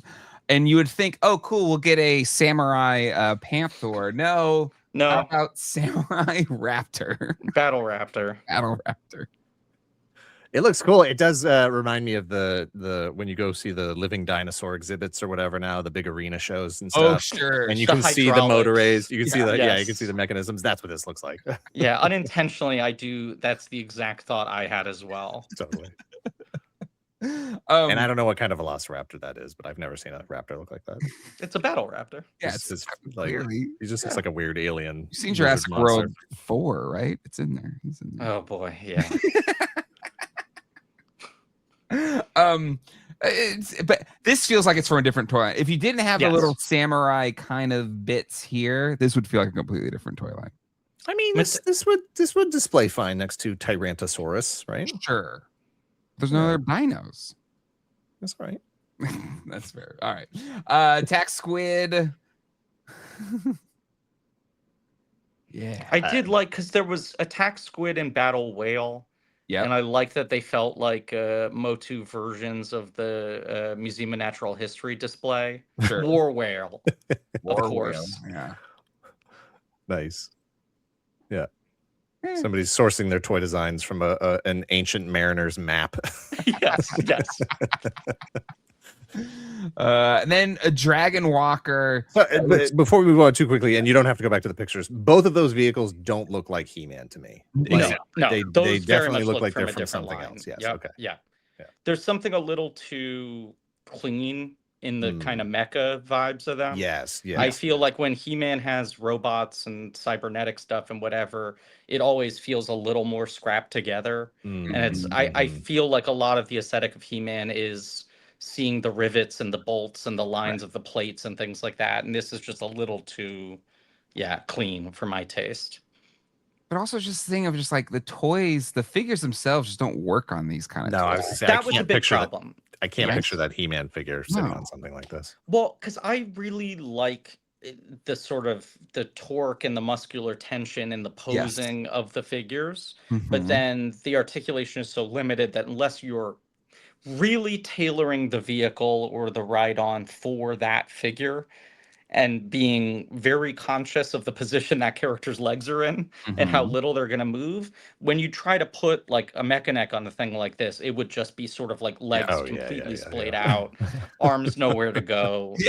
And as somebody that has always liked the world building aspects, play sets and vehicles and stuff, and displaying them all together, the thing that frustrated me most about like that McFarlane era pre-post thing is that they rarely worked well with the vehicles, unless to your point. No, it's a good point. Yeah, they needed to have a kind of intentionality in pairing, but then you also just wish you're just like, man, if the line had just had elbows and knees, it would have made a big difference. Totally. And the fact that they were there and they got removed, that's the greatest tragedy. I mean, I remember that Toy Fair article where they were showing off the prototypes of the line, and they were saying like, you know, Beastman was meant to have like a ball hinged chest so that you could make him hunch. And in 2002, that sounded like a flying car. It was like, what do you mean? And I buy that with money? Yeah. All right, Dragon Walker, a classic from the vintage line. Another element here of completely missing the mark, or they just call it Dragon Walker. Again, I was just like, that's not a Dragon Walker. I mean, I guess it is a walker that is kind of dragon shaped, but that's not my. I think this design's incredibly stupid. I just not even the fact that it doesn't look like the original, but I think this is a total miss. Yeah, Dan, do you like this one? I'm not loving it. It's not. It's feeling. Speaking of the figures, not looking good. It's feeling very silly. You know, like this is like a circus animal or something. This isn't something that he's going to actually ride into battle. Weird that they could have just like painted it green, and even then you would have been like, it's even closer to Dragon Walker. They call it Dragon Walker. It's a green Dragon Walker. You know, but I don't know. Even though the original Dragon Walker is absurd, it is incredibly absurd. Yes, transportation. But you go back to that original art, and it just looks so badass. You know, even though it's weird. I think there's still that. There's still that element of like scary monsters, and you know, like Snake Mountain is a scary place. Castle Grayskull is a scary place. You know, Dragon Walker has a mean monster face, and this, I don't know. Like I said, this just looks like a animal that's performing at a birthday party or something. I mean, let's call out, it looks way more like a T-Rex, down to even the little arms and the shape of the legs and the feet. I wouldn't be surprised if this was from some different line originally. That's also where the Battle Raptor started. And that they looked and found the name that they already own the rights to. It does feel like it being green would have made a difference. It does feel like I would have been fine with a bipedal Dragon Walker, and clearly it felt like they wanted to do something with a mechanized walking feature and not the original. But if they had put the head from the original Dragon Walker on this type of body, that would have worked. The color scheme would have worked. This is just a total miss in my mind. Yep. And then we've got the slime pits. Gotta have a slime pit. This one's an interesting one because it's way different than all of the other ones. But they could still call it a slime pit at least. Not a fright pit. Is that what the new one's called? Yeah. This I had, and I kind of loved because I basically just used it as my Snake Mountain. I made this sort of my bone throne. Nice. And put Skeletor at the top and had the other bad guys flanking it. I liked that it came with a henchman. Yes. In my memory, it worked well as a display piece. The functionality of it was wonky at best because there's sort of this sort of arm that's coming up from behind. I found that if I rested Skeletor against that, it looked pretty good as like a chair. Because it had such a sharp angle on it. But what you were supposed to do was put slime in the mouth there and then lean that forward to put the slime down, and then the trap door would go down. But it was so shallow that you couldn't get that much slime there before you were just knocking someone down into the pit. And then most of the slime is just going inside on the floor. Which, and you don't get to see it because then the wild thing is like Harry Potter had a better slime pit. That was very similar to the MOTU slime pit. That's what was so fascinating. There was a whole series of Harry Potter that was like Yeah, here it is. A slime wave. Yes. The slime chamber. Yeah. I remember I went and bought a few of these. I was like, oh, it's the same slime. It's the Mattel slime. It's good slime. And also fascinating that this is just the year before MOTU and they didn't right think to just reuse this. But yeah. Speaking of reuse, you throw that one out there. Yeah. Fine. But anyway, there you go. Battle Station. This one I loved, and I still have to this day, and it was perfect early days of MOTU Classics because I just kind of have it there in the background. It's just a sweet little setup. It could connect to your Castle Grayskull playset, kind of expand a little bit. You could buy a bunch of these and really expand things if you wanted to. I understand it was kind of hard to find. I actually got one off of He-Man.org. Somebody was selling one. I never found one of these. I always coveted. I love the idea of making add-ons to a playset rather than selling a different mega playset every year. Because it was so cool because you could take these two sides and then just make a little what do you call that, turret in a castle. There's a lot of different things you could do with them, and they're kind of plug and play and modular. Plus you have the extra like little battle things. There it is. Yeah, you could turn in this little that's cool tower thing. I even remember assuming I was going to buy it and mapping out which figures I was going to put on it. Because I had used most of my spaces around the Castle Grayskull. And I was like, okay, so is this where Mechanic and Ram Man hang out? Nice. Is he on the turret? And then sadly, I never got to place him there. That tower is very much the Grayskull Tower from Eternia, you know, with that little 100%. You can see the little bars on the window on the bottom there, and Yep. But it's cool. I don't know if there's any pictures here of it connect. No, that's just those three. But yeah, but you can connect it to the Grayskull playset too. And these things kind of pop off. So if you're like battling, they can just kind of fly off. I don't know. It's really cool. But yeah, they were really hard to find, or to like Griff, what you were talking about of, or you just found them in some discount store or something, and there were stacks of them or something like that. It was just one of those. I never got that lucky. I'm even just now like, does anyone have one of these on eBay currently? Not even that I'm ready to buy it, but that I'm curious. Sure. I feel like they don't even circulate that much anymore. Let's see. Ooh, $200. Yeah.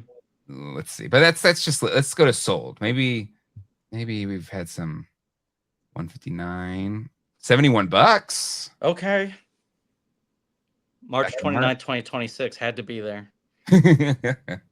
That's the worst when you see a good deal that you missed out on. Oh my God, yeah. But you're right though, they don't show up that much. That is it. It's elusive.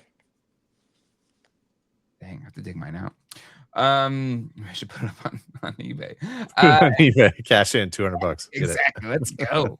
Then we had a 2.0 Castle Grayskull. What was different about this one? I don't even know.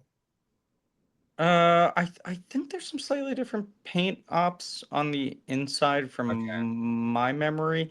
My main feeling is that it was about changing the microchip feature that gave them all lines. I think some of the mechanisms got changed inside and the sounds got removed or changed maybe. Okay. But I might be speaking out of my ass on that one. That sounds right. I'm gonna go with that one. Dan, do you know anything otherwise? No, I don't. I do not. No, it says here the castle has push buttons to activate the sounds. Does not work with the action chips. They had phased the chips out of the feed, I want to say, after the first year and change. So this was sort of making it that all the sounds were already just baked inside. Okay, so this is push buttons version. Yeah. Gotcha. Okay. All right, that makes sense. Okay, now let's go to 2004 and let's bring not Fisto, because George Lucas called dibs, but Battle Fist.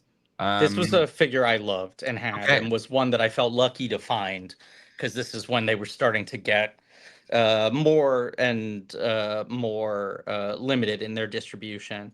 I always thought it was funny that he kind of came with a clamp. Yes, totally. It gives me the false memory that I owned a Clamp Champ when, of course, Clamp Champ only got a staction, because I remember this accessory so vividly. Pretty close. It's the same armor too. It is. It's really similar. I thought it was really interesting. I can't remember if it was Val or Emiliano who said that it was planned when they got the budget to make Ice Armor He-Man to give him some pieces that could rework for Fisto. I always assumed it was the other way around, but I like hearing that it was intentional. His fist was, in particular, so fucking cool on this figure. There was sort of the little window inside the back of his hand where you could see like the robo guts. It felt a lot more mechanical and complex than just being a guy with a big glove. Yeah. Again, another hard one to find. It's funny enough, like the MOTU Classics, it's one of the ones that has held its value, and it's really expensive. That's the craziest one, and one I've never been able to find. The it's one of your missing ones. Yeah, it is one of my missing guys. I filled a couple of those gaps recently, and Fisto still eludes me. I really liked his headpiece. I was gonna say tiara, but I don't know if that would be reductive. And I know they made that as an alternate head for 2000X, but I liked everything about this design, and I really liked Fisto on the cartoon as well. Yeah. Dan, you were trying to get the original characters. Did you find this one as one of the harder ones? This was not one I was looking for. It was a character I didn't have as a kid either, so I didn't feel like I super had to have him. And just looking at the picture of this, I'm like, man, that fist is really big and huge. On some of the characters, I didn't mind. Like we talked about Man at Arms, that shoulder pad is gigantic. Knee pad's big. All the armor, you can almost can't even see out behind. From his collar. That but that aesthetic worked for me. Trapjaw, I love his giant menacing mechanical arm. For some reason, this fist though, I'm like, I think it might be a little too big. Let's get some close-up views, detail views. This picture's not doing it any favors. I'm gonna make you love this fist, Dan. I gotta see the top. Yeah, the top was the whole thing. The back of his hand. And I liked it was like the top of the back of his hand. Okay. I know it as well as the back of my own hand. Yeah. the back of Fisto's hand. I also like that in my memory he had the sort of spring-loaded elbow, but then the fist itself had like the spring-loaded punch. So it felt like there was kind of two different angles to video. Let's see. Yeah, let's see here. Yeah, I put a link in chat. You did put link. Okay, link in chat. Hold on. It's gonna be a lot of tabs, Dan. I hope you're okay with all these tabs. You know what it reminded me of? Yeah, there we go. Look at that. The kind of like open grate.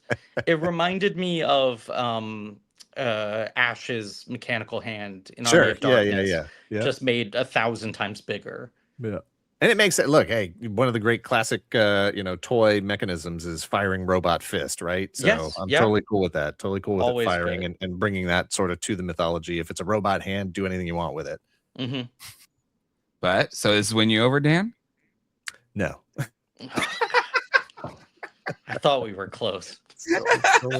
Really thought that hand was going to seal the deal. You can't convince him. You can't convince him. He's locked in. He's immovable. All right, let's keep moving here. The General, Snake Man, General Man, definitely. What's the vintage? This was Rattler, right? Rattler. Thank you, Rattler. Yes. Yeah. It is funny how much these last couple figures start to really get into name ownership battles. Yes. It was interesting. The Snakemen figures in particular, I think you started to feel them being influenced more by the cartoon than the other way around, in a way I thought was interesting. I mean, these are definitely less pre-posed. This feels a little more neutral, and even just it's symmetrical, cleaner lines. I don't know if this is more your flavor, Dan. Yeah, 100%. Like I've still got my stack of figures from last week sitting here, and it's like Trapjaw, Buzz Off, Manny Faces, the Clawful, those things. Well, Clawful's a staction, but those do have the mechanisms other than Trapjaw. The mechanisms don't really change that symmetry, change that, they are more just sort of the straightforward character. Did you like this one though? I think I was just looking at my toy year chart, and I think I was just out of the line at this point. I think I was on to Palisades Resident Evil was happening, Gundam MSIA was happening, and I think my money was just going elsewhere. I think it looks good though. I agree with you, Griffin, on just the you can tell the animation style is more here versus the earlier ways, which is like the Horsemen doing their thing. It's definitely looks more animated in terms of the look of the figure. Did this have the staff was, I guess, spring loaded, Yeah, and then spring-loaded did he have the neck and the rattle? No, he did not. No. And a quick Google survey shows a lot of people over the years repainting this to match Ratlore even more closely, and also doing some custom work to add a neck. Yeah, I gotta say, even if you don't have rights to Ratlore, the general feels very like, come on, guys, isn't there some snake pun we can throw in here? Seriously, anything else? Call him General Rattle. I don't care. It does nothing. It does nothing. It says nothing. No. Which He-Man is this one? We got Snake Hunter He-Man. Right. This was part of the weirdness, was that they made such a big deal out of his new snake armor. Yes. I remember there being this whole messaging of, it's not a variant. This is his main costume. Sure. This isn't a variant figure because variant had become such a dirty name. And then they prioritized this figure above the actual snake armor He-Man. Yes. So the one that was going to be the main look on the cartoon was almost impossible to find, or wasn't even properly produced. And this guy was I wouldn't say he was everywhere because the sales had gone down in general, but was much easier to get your hands on. It's just it's not as cool. Like, cause I just took down my snake armor He-Man because I've always liked the snake armor He-Man. But it's fine. The whole thing with the Snakemen, I'm curious if Dan, you were out, you're out. But like from your perspective, Griffin, like did you find this Snakemen thing annoying, or were you fine with it, or like where were you at with the whole? I didn't find it annoying. It was never quite my flavor. I remember there being a post, maybe from someone at Mattel, about how hard both the line and the series had pivoted to Snakemen. And whoever this representative was just saying, guys, you need to understand, like, Snakeman is the only reason we got a third season. It's the only reason the line's continuing for a third year. The Snakemen are testing like through the roof with kids. They're saving the line. There was sort of a feeling of, you have to get on board with this, and I wasn't against it. Yeah. I weirdly think I love green. I liked the amount of green getting worked into like the hero figures. And I usually like kind of reptile-y characters, but I don't know. All these designs just felt a little uninspired to me. They were lacking some of the Horseman magic, and even when we get to the sort of stactions, you feel the lifeblood come back in the figures they didn't make that got pushed aside for these. Well, and I will say that it's interesting, talking about whether or not this is considered his primary look for this era, for this chapter of Masters of the Universe. I actually do like his other snake armor look, the one side, the asymmetrical, the pauldron.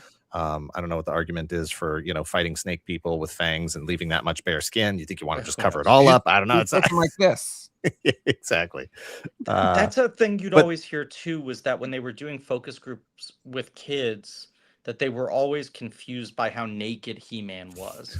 And that a big part of the snake armor redesign was they were like, we got to start covering him up. Interesting. So maybe that shoulder was a concession for the old school fans. Let's show still a little skin. It's literally in half, because we'll get to that figure. But yeah, let's keep moving on. We got Cobra Khan.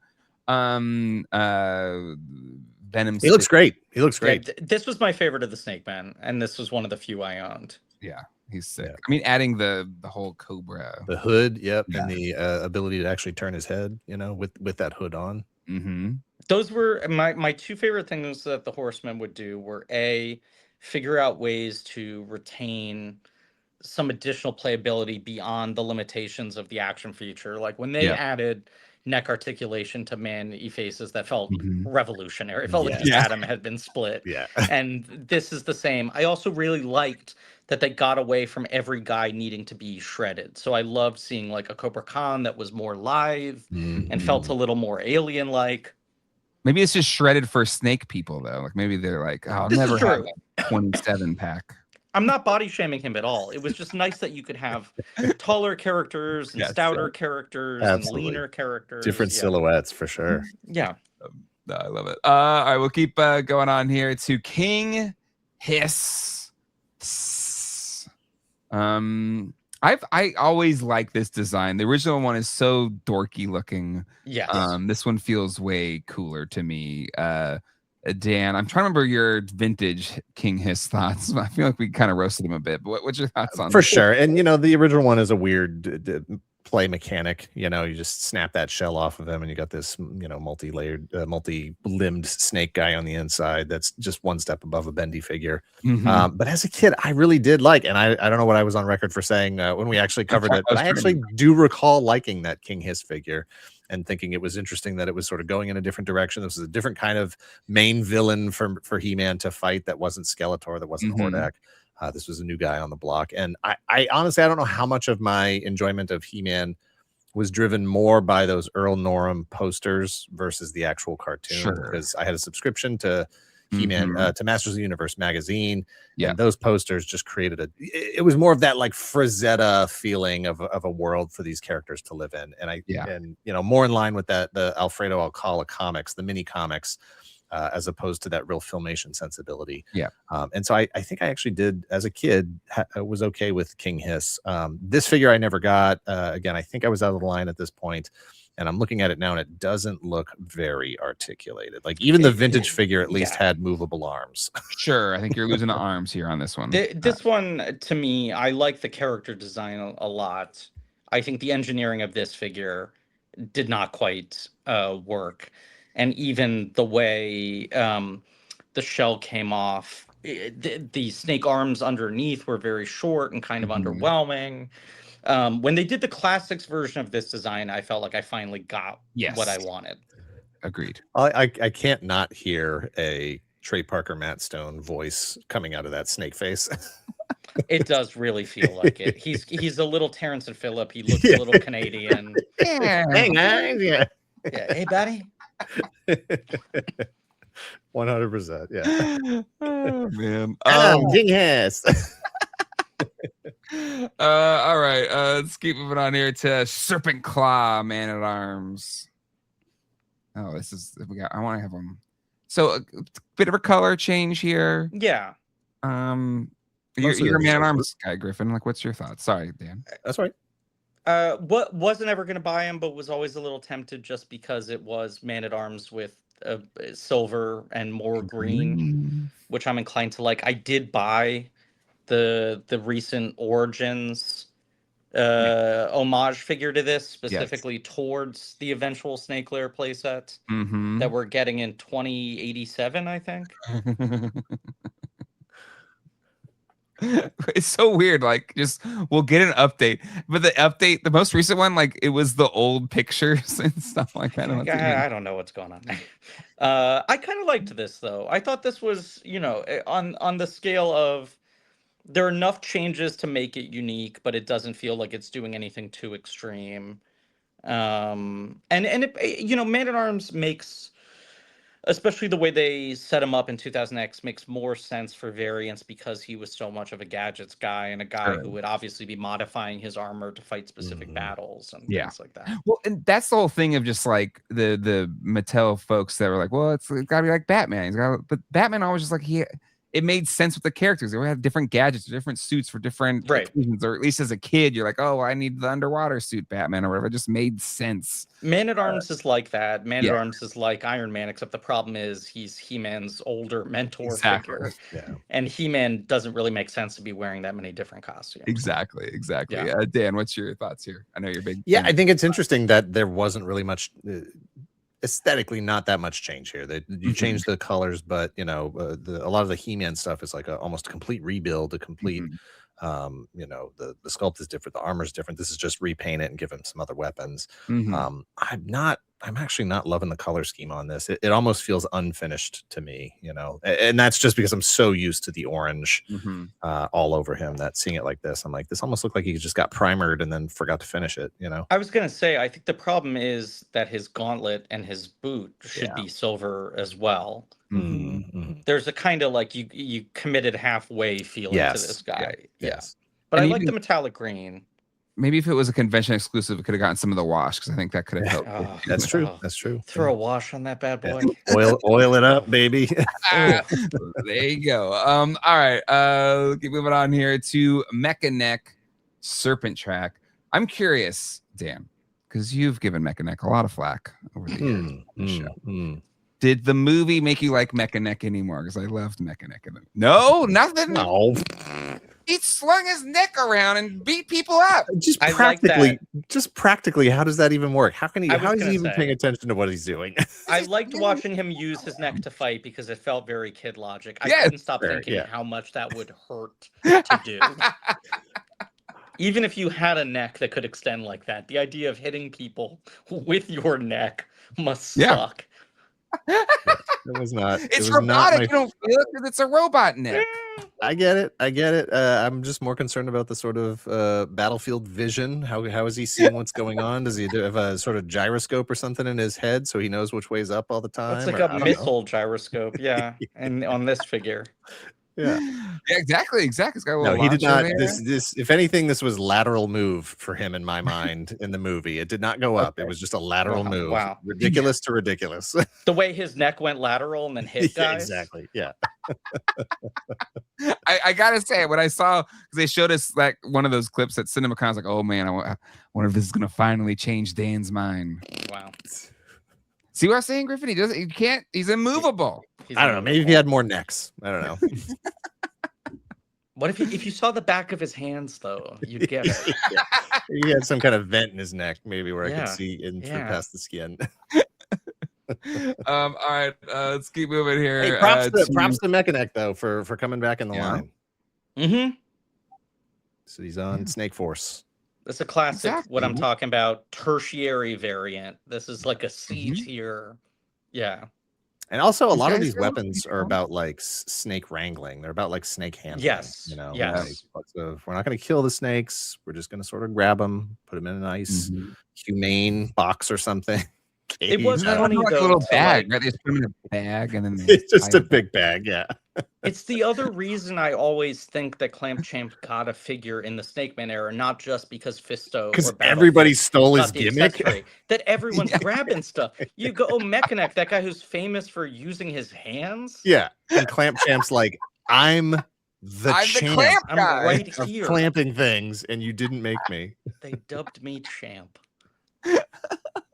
You don't just give that title away. You got to earn that title. He won. Clamp. I didn't go to 8 years of Clamp Champ school. Yeah. All right, we got Snake Crush Skeletor stealing Squeeze. That's how you know he's a true villain, that he's stealing other characters' action features. He knows quality when he sees it.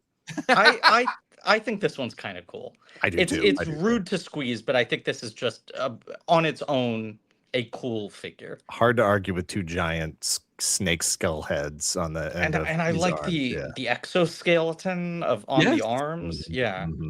But it's an articulated jawed snake skull is his hand. Yeah, cool. Good stuff. Yeah. It's a little snake Voltron. You know, he's got snake on his chest, snake on his head, snake on his hands. I can't see his feet in this picture. I like that he's got a double hood. He's got a snake head over his hood. Yeah. It's a hood on a hood. Yeah. It was a funny thing they did in this line is they would always, the Skeletor variants would always have things added to the hood. The hood was movable, much like Dan. Yeah. Right. He put the helmet on over his hood, which is ridiculous. Yeah. Yes. Absurd. It's like a weird never nude and never unhooded. Yeah. This was a cool one. I wonder if this is expensive. I kind of want to know now. Snake Crush Skeletor on the old Evil Bay. Let's see. Hold on. Maybe not. Maybe my internet's dying. Too many tabs open. You got too many tabs open. You're gonna have to close some tabs, Jay. We've finally reached it. What's the point of all these critical browser mass? I'm seeing like a $30 loose, a $40 carded kind of range. Okay, see, that's doable. This is gettable. You might get me buying one of these guys. Unfortunately, I regret to inform you I may be buying one of these guys. So many people like write me or just send me a message or like, can you just not do this to me? I'm like, I'm not doing it. We're just talking about toys. I know. See, I'm gonna like now go down the rabbit hole of gaming out. Like, okay, is there a seller who has this, but also other figures I want? Yes, can we bundle and save? Can I bundle? Yeah. Jay, can you bring the picture back up of Snake, sure. Snake Rush Skeletor there? Absolutely. Yeah. I think, are we seeing a bit of a wash on those snake skulls? Oh yeah, you're right. A wash for sure. You're right. There's a bit of a wash there. Okay. Yeah. So now you have to get it, Griffin. You have yeah. You got to support these artists from 20 years ago. I feel rude. I wasn't supporting them at the time. They were washing. I was begging for washes, and they were giving them. They put it all on those snake heads. Yeah. That's Oh shit. All right, we're gonna Sky Strike Stratus. I don't like any. This variant is stupid. I don't like any of these variants. Yeah. This, they tried to make it a claw thing. It was also once again, it's like Disco Skeletor. This weird thing they would do where they would just paint the chest a different color. Yes. Yes. So that's a miss. I thought that was a total whiff. But once again, like I like in theory Stratos getting a variant. Sure. But give him green wings or something. I don't do anything different. Yeah. And then we got Triclops, and they gave him pants. No bare legs on him. Yeah, robot pants. This is almost like the merman, where if you had missed Triclops at the time, this is the one you had gotten. It's not too far off. Acceptable for sure. They look pretty good. And then we've got Too Bad, which we already got a Too Bad. So. Now this was fun though, because this was flipped. Exactly. This was actually kind of a clever variant. Just because it made it different enough. Yeah. It flips the color schemes on the two guys and then goes to a silver armor. Yeah, this is Bizarro Too Bad. Yeah. This is too good. I voiced Tuvar on the second season on Revolution of MOTU. And the way that came about was it had been written to be Kevin and Jason Mewes, because they thought, it'd be funny if Jay and Silent Bob are the two heads. And there was a budget contraction in the second season, and so they had to limit the number of voice actors. The cast was really big in the first season. Yeah. In the second season, they were like, everyone who already is contracted to do a voice needs to be doing a second voice. Yeah, we need you to come with 2 more voices, right? Exactly. So suddenly it became the comedy team of Jay and Griff. Jay and even more talkative Griff. Because he did Stinkor, right? So he did Stinkor in the first season, and he did Badgera, and I want to say he maybe did another character in Revolution as well that I'm forgetting. But yeah, so I've now become a Too Bad completist. Nice. As well as an Orko completist. Perfect. It's not as much of a priority. But so this is one I tracked down when I finally got that part added to my slate. Nice. Hell yeah. But didn't have it at the time. No, I thought it was cool, the color flip, but it's fine. Dan, I guess you're completely out. Doesn't matter. But I had the regular Too Bad. Absolutely love that figure. In fact, I still have that figure around here somewhere. And so this was an unnecessary repaint for me. I just not something I needed in my collection. I love the idea of flipping their colors. But not something I was going to spend my money on. All right, let's keep moving here to Whiplash. Again, just kind of a slight color change on him, right? It's maybe just a little darker in the chest and arms. I mean, this is one of my absolute favorite figures in the line, though, if not maybe the single best sculpt. It's at least in the conversation. Yep, saw the scales. And in my memory, it was a little bit more elusive in distribution, so I think this might have been an excuse to do the bare minimum of a repaint just to get him back out there. Yeah. There you go. Certainly one of the more drastic redesigns of a character from the vintage line to this line. Yeah. I mean, they just made him awesome looking. Yes. I think we talked about that in the episode. Previously. I think they made him a little darker here in the face a little bit. But yeah, you're right. Closer to the sort of the striping on the chest of the original figure using the buzz off chest. Yep. All right, we'll keep on going. We got another Zodak, which I think we covered already. It's the same one.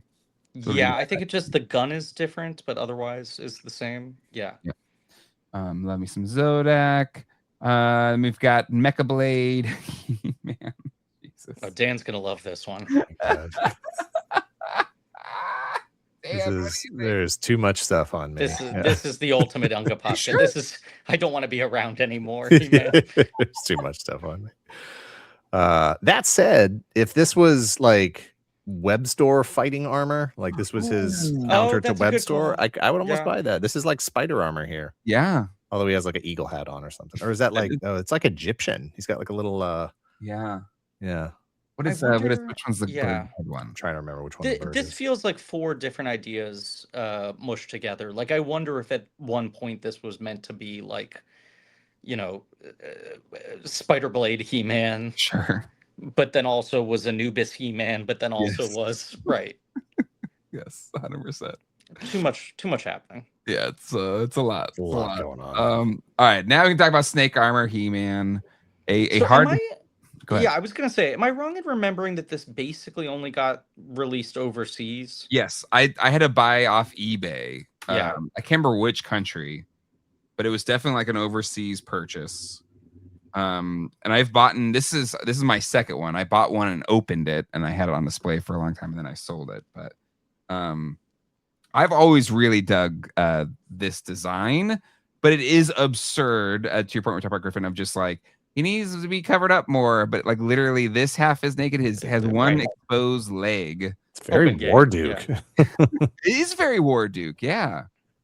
There was this guy, I don't know if you remember, but they did the 2 larger Roto figures that were like 12 inches.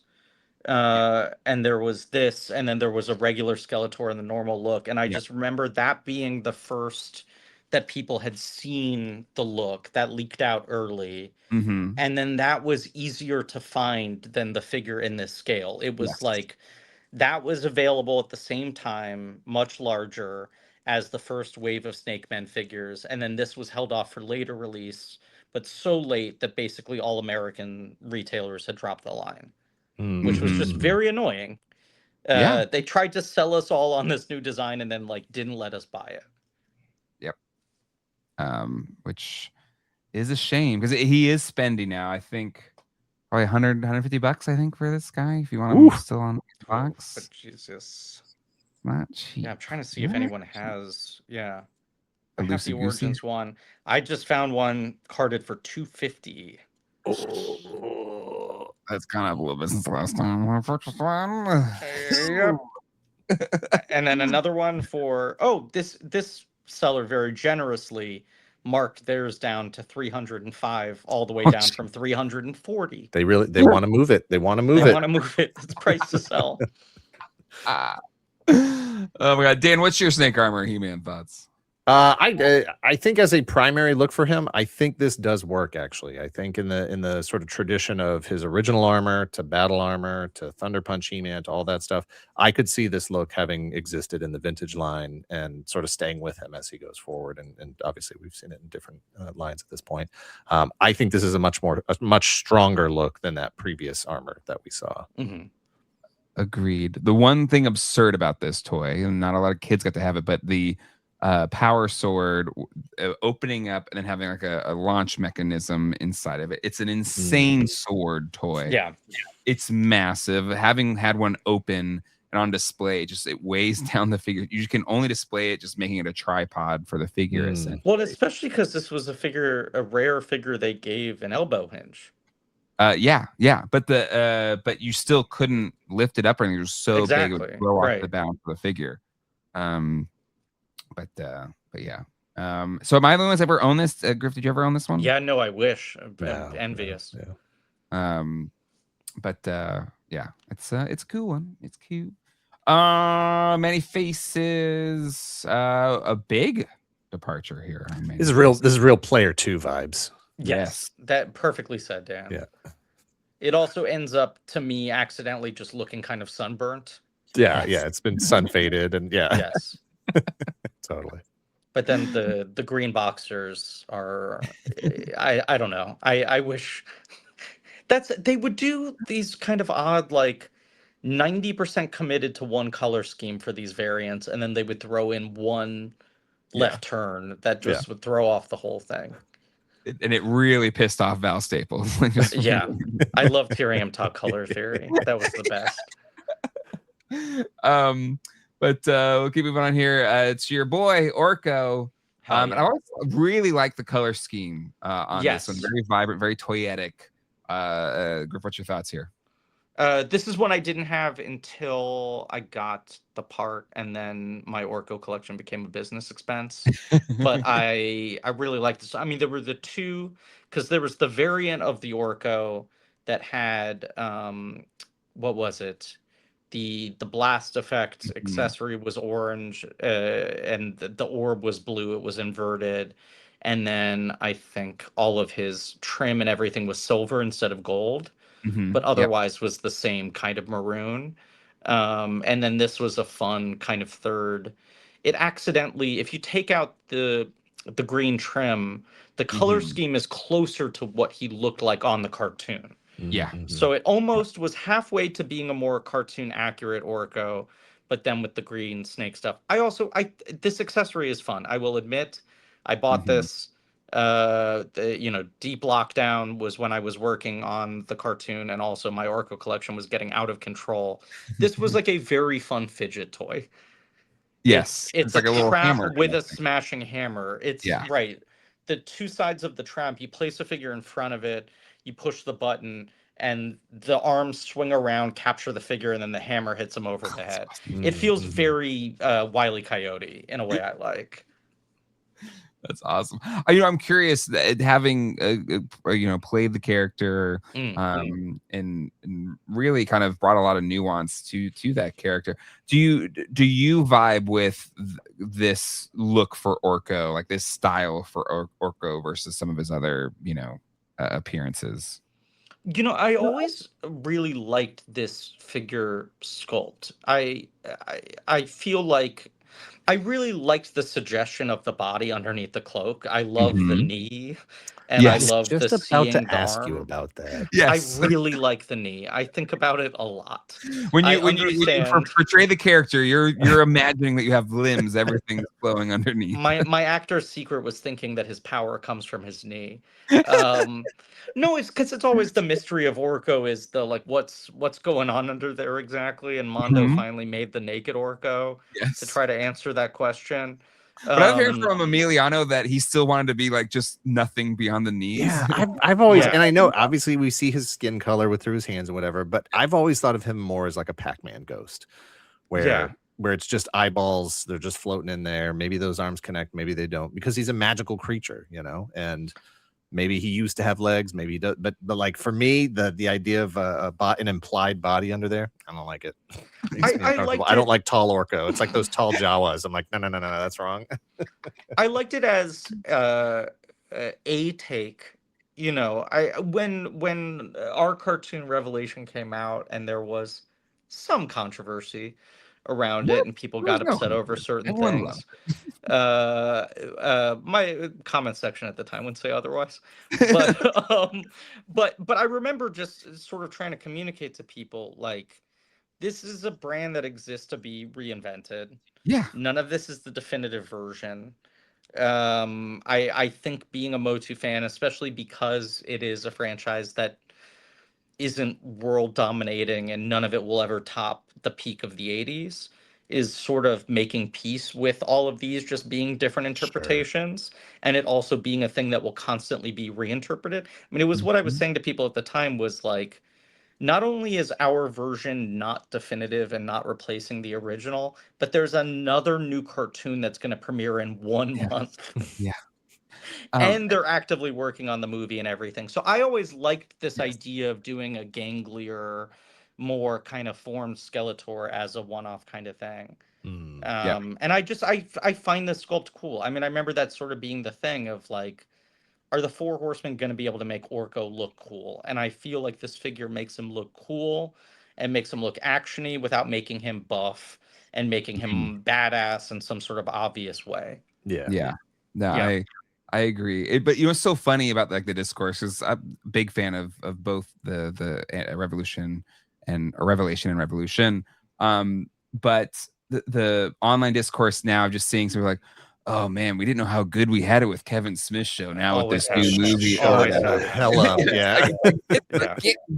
Get out of here. It's insane. Yes. Like, why did nobody watch this show? Like, I'm seeing that, so I'm like, what?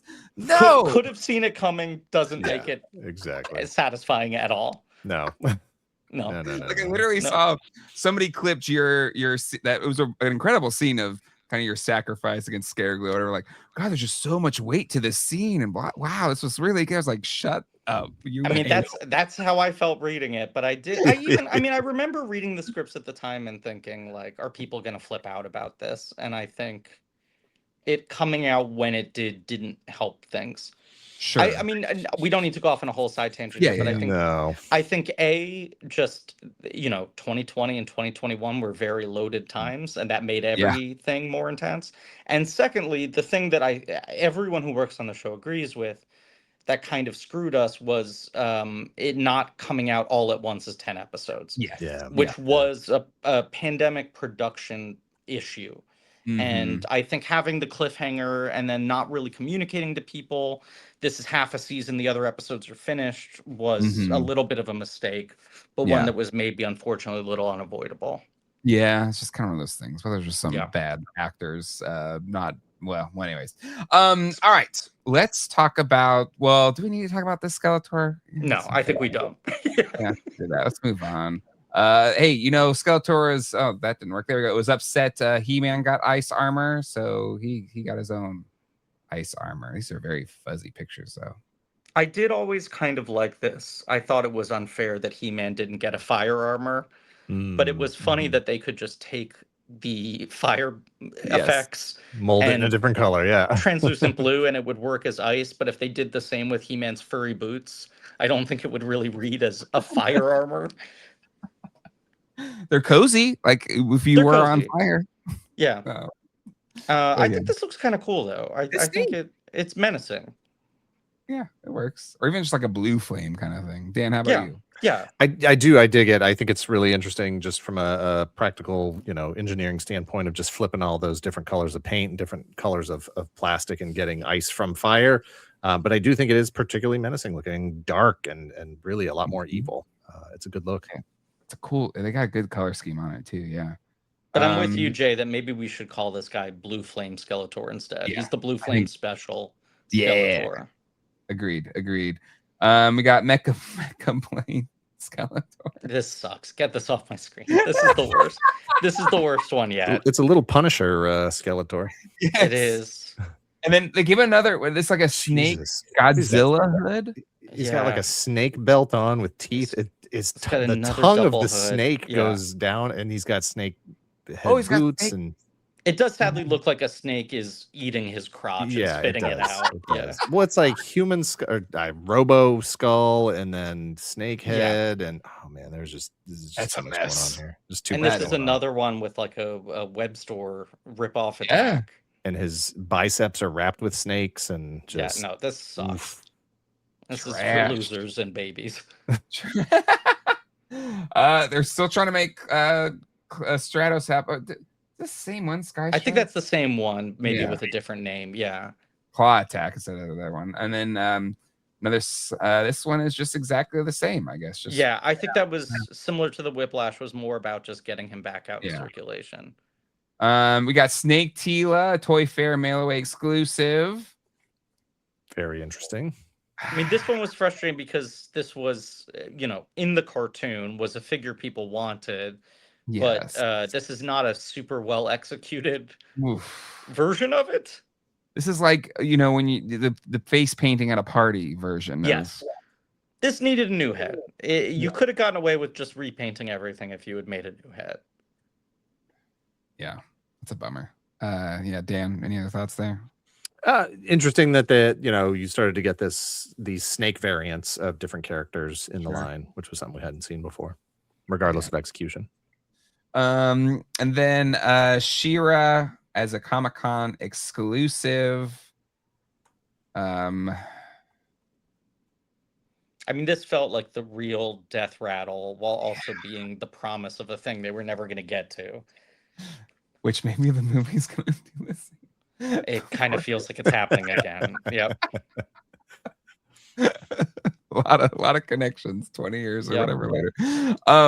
But again, convention exclusive, rooted hair, definitely borrowing some of the Tila sculpt. Even has the big boot foot on her. Yeah, they had their one female sculpt and they never veered from it too far. Yeah, there it is right there, the big boot. Yeah, she got that big boot. Ugh, God, it just looks like she's dragging her leg to me. Poor thing. Poor thing. But I mean, there's cool elements here, though. Definitely some, Yeah, it just feels very afterthoughty. Yeah. Or yeah, fine. It's the exact right thing for an exclusive. Repaint with a couple new pieces, and now you get very little wash. The only way you're getting your She-Ra. There's some wash on the. Let's zoom in on those gauntlets. It looks like maybe a little wash there. No, it's just kind of bronzy. Yeah, maybe just like it's gotten old and melted. Yeah, it's just tacky. It looks like the paint's sticky now. Hey, listen, what's a He-Man toy line without a Battle Bones?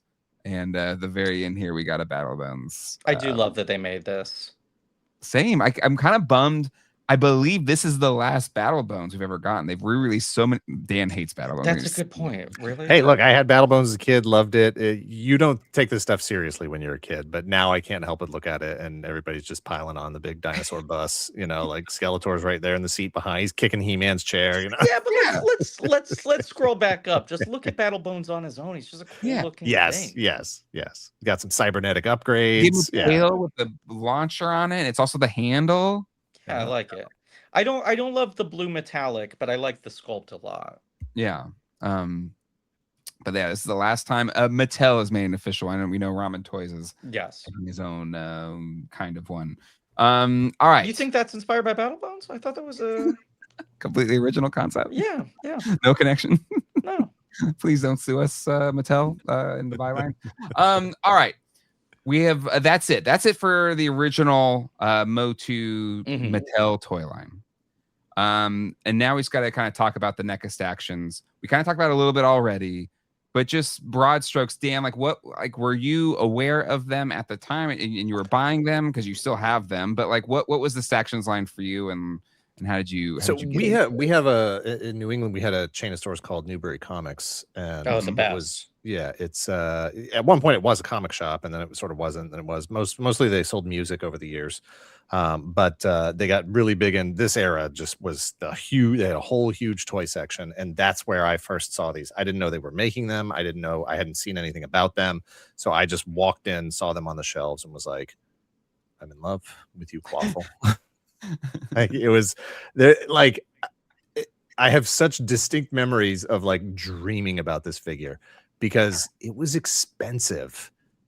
So what was the original? The $20? I completely missed these. These did not exist to me until they were gone already. Yeah, I don't remember what it was. If the average figure was $8, $10, $10, $12, this was 30. And Newbury Comics being more of a comic shop, indie retailer sort of thing. They only had 3 or 4 locations. They're marking it up on top of that. Sure. So this would have been my most expensive action figure purchase of a new figure in my life. Yeah. And it was just a statue, but to be able to see these characters without the cuts, without the compromises, these were intended for adult collectors. They had been able to sort of put out their purest vision for these characters. Four Horsemen were able to dig in. Val talked about it. I think maybe Emiliano did too, but all the sharp edges, all the pointy points, all of the, no compromises on these things. And it was just really, really amazing to see what they actually what they had really envisioned for these characters. And Clawful in particular, we're just talking about the sort of reinvention of Whiplash. Clawful and Webstore for me were just two that I was blown away by. Such a reinvention of those characters, so much scarier. I mean, Webstore is scarier, he's creepier, he looks completely different. Yeah. And then Clawful going from this just I don't know, loser to just this big bruiser, a dangerous. You look at Clawful now and you're like, oh, okay, yeah, that guy can step up and take on He-Man. The old guy, no. This guy, yes. That giant claw hand, the sort of claw shell, crab shell on his back, every piece of it, the lobster tail armor. just absolutely in love with this thing. I've still got I've owned several of these since, but this is still my original, and the glue has let go, and so it just comes apart really easy at the waist. Oh no. At the waist, yeah. But it's not, it's fine. It's just the glue let go. I absolutely have adored this thing ever since, and desperately wanted an articulated version of this, and I'm so happy that Mondo has finally delivered that. Good luck getting one if you missed out. Now, those things are going for like 500, 600 bucks. Sucks to be you. That's me, because I was just like, Jay, you can't do this. You don't have any room. You're already buying. I've been feeling. Yeah. No, us us clawful diehards. We're in on day one. He's a bit beefier here, but everything I wanted from this figure, just the articulation, the size, the paint applications, finally bringing that staction figure to life after 20 plus years is just a really just a treat from Mondo, and very much appreciated. I keep thinking, like, if I can text Peter, like, hey Peter, do you have any just sitting back there in the warehouse? Yeah, laying around somewhere. But I also have a web store I grabbed years later at a flea market. I was able to grab web store. I never saw this one in store, just kind of looking at pictures of it online and being like, someday, eBay listings, someday. It was going for like 150 bucks at the time. And I'm like, I'm going to get that thing. Went to the flea market. There was one toy dealer who I had a pretty good relationship with, and he had just bought this collection that was like 30 of those huge totes. And this was in there, and I'm like, I'm not leaving without this figure. And that guy doesn't know what it's going for on eBay, so I'm going to get a good deal on this too. This one, of course, has some warping issues. Pretty much all of them at this point. Yeah, it sort of bends over, just for whatever reason. But yeah, I'm hoping Mondo's going to deliver on this too. The cartoon collection version, I think, just came out. And that's great. And then for whatever reason, my wife and I were on a trip for my 40th birthday, where we flew down to Key West, spent a couple of days in Key West, and then we drove back, hitting a bunch of toy stores on the way. And there was a shop in Savannah that had this, and I was like, you know what? The stactions are great. This, Snout Spout's never going to look better than this. So I'm going to go ahead and grab him. And again, taking just an absolutely ridiculous character, and making him look pretty cool. That's the thing about the stactions, is they cover the figures that felt like the most impossible for the Horsemen to make badass. Where that one in particular, Mantenna's my favorite of these, maybe as a sculpt, but Rio Blast as well. Yeah, I mean, as I remember it, the sort of timeline of this was NECA was doing the mini busts and statues that were sort of promising to do, as you said, like, this is what the Four Horsemen intended. Here's the full paint. Here's sculpt details not sort of sanded down in any way. And then because of that pre-existing relationship, when the line wound down, and then in my memory, they place all these kind of unpainted prototypes in a case at the Mattel booth the same year they're selling the She-Ra figure, which had been announced as the last figure. Yeah. So everyone was confused. Then Mattel very quickly was like, no, sorry, we're not going to make these. Then people were begging them, and there became this loophole of they will let NECA do them only if they don't have any articulation. So they're going to be statue material, but small. And it's funny how much of a moral stance I took against the lack of 5 points of articulation. But as Dan said, like, $20 doesn't feel like anything today, especially for a Polystone figure with this. It was twice as much as the regular figures cost. It was like, like 150% price increase. I remember feeling like I was I'm sorry, Mosquitor. Mosquitor is incredible. I remember feeling like I was being irresponsible. Yeah, because I bought this. Like and I very easily the same day could have bought like 2 $10 figures or 4 $5 figures, but the idea of spending that much, the idea of spending that much on one figure that doesn't move at all, doesn't have shoulders even, nothing, absolutely nothing. And I've seen people do customs of this over the years. I've like, I'm going to learn how to do it. I'm going to all the tools and stuff. So glad Mondo did it. It was a fascinating thing to me that I feel like the Horsemen went out of their way to not make the stactions significantly more dynamic than the figures would have been. Sure. Down to the point where you even could sort of see, oh, that's where the ball joint would be. Yes. That they were pre-posed in the way the figures would be, but they were meant to be able to fit in alongside them in a good way. Right. Much like my love of Fisto's hand, Jitsu's hand there was unbelievable. It's too big. It's too big. It's so cool. He's got what? He's got like 5 points of articulation on each finger. Yeah. It feels like. It's so hilariously big. Love it. And look, Squeeze looks finally got back in there. amazing. Yeah. He looks amazing. But like Rio Blast is one that I think bugged me a lot, where like that's a character that's all about the action feature for me. Right. And if you don't have interchangeable panels, then I'm like, he looks a little reserved here. You know? If they only could make him in one state, I wish it had been chaps down, chest open. Or at least just if you can just swap out a piece or something. Doesn't articulate. Yeah. But and then especially because the classics one was so like one of the worst and very, very poorly thought out. Yeah. Yeah. But yeah, no. So I do have the prices adjusted for inflation because it was in the prices that Allison put together. The cheapest, so a regular release, adjusted for inflation, would be about $40. Was $24.99. Okay. And the higher end for some of the bigger figures, the deluxe figures, was $39.99. So $64 adjusted for inflation for a single. That's a lot of money. Yeah, that's a lot of money. That's a lot of money. Yeah. Yeah. Especially for like where I was at like late 2000s, I was broke as hell. I didn't have any money. So it's just like, but they look so good. So good. I could have done without like some of the weapons. I'm like, you didn't even need to include that. Like with Leech's weapon there, like I didn't need that. You don't need Leech's I like that it was like, it's the original toy. It's that horseman thing of just like it makes them look more like they got to be figures. You know, I did like that it was sort of like they're not going to give them dumb accessories, but they're going to give them the best accessory they would have gotten, the one or the two. Yeah. Yeah. Mantenna's so good. Yeah, Mantenna is my favorite. It's beautiful. God, seeing this is like, I guess I have to do the Mondo line, but it's too late because I can't spend $600 on a clawful. Maybe they'll give one away. See, the problem is, I was ready to go all in. At the party, by the way. I'm going to say maybe they'll do a giveaway. I was so ready to go all in on the Mondo line, and then the price point came in higher than expected. Yes. And then also Mattel showed off the cartoon collection, and I was like, man, I still have all my Mattel figures, basically. Yes. What I'm tempted by are the ones that they never got to.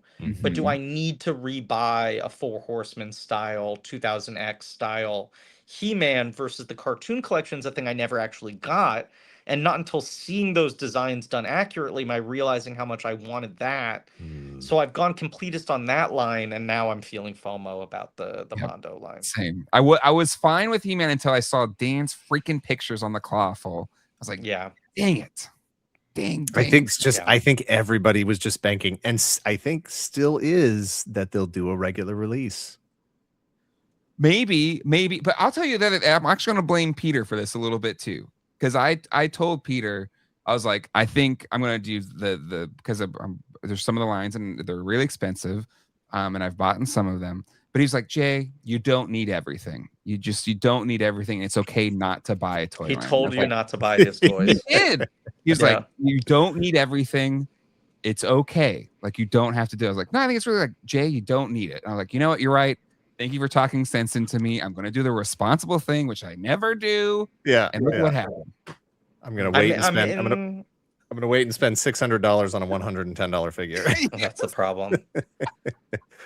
The thing about this clawful that makes me laugh the most is, this figure, absolutely loved it, dreamed about it, spent 20 plus years with it now, just begging anyone who would do it, please, I need an articulated version so that I can get this one and pose it like this.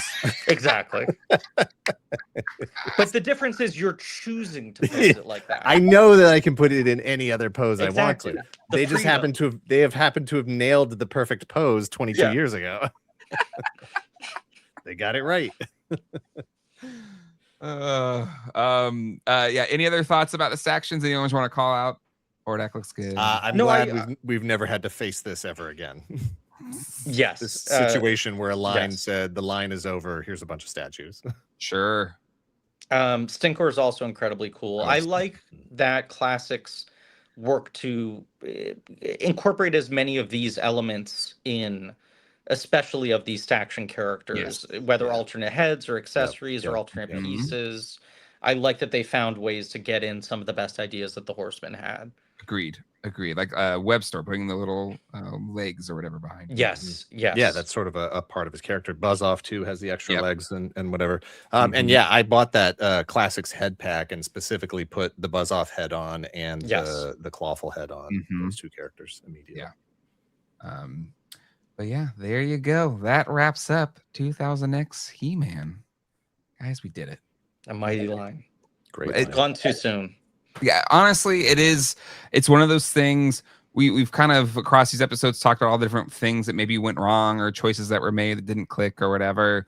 But on the whole, still 3 years of toys, some really incredible toys, and expanded the property in new and exciting ways, and brought things to the property that are still carried with it to this day. And yeah, I'm glad it was around and existed. Dan, your final thoughts? Yeah, really, really great. Caught me just at the right time as far as I was absolutely guilty of being one of those people that was ready for it to come back, wanted that sort of nostalgic thing, wanted those brands to continue and be reinvented. And, I mentioned on either the last episode, well, one of the last episodes, how, a lot of this really tapped into that anime feel of, that was just hitting the US. I felt like I'd been living with it longer and waiting for that to come over. And, it really hit and this line captured that. And I just thought, we see a lot of reinventions, reboots, reimaginings of legacy brands now that are just rejected, just absolutely rejected by fans.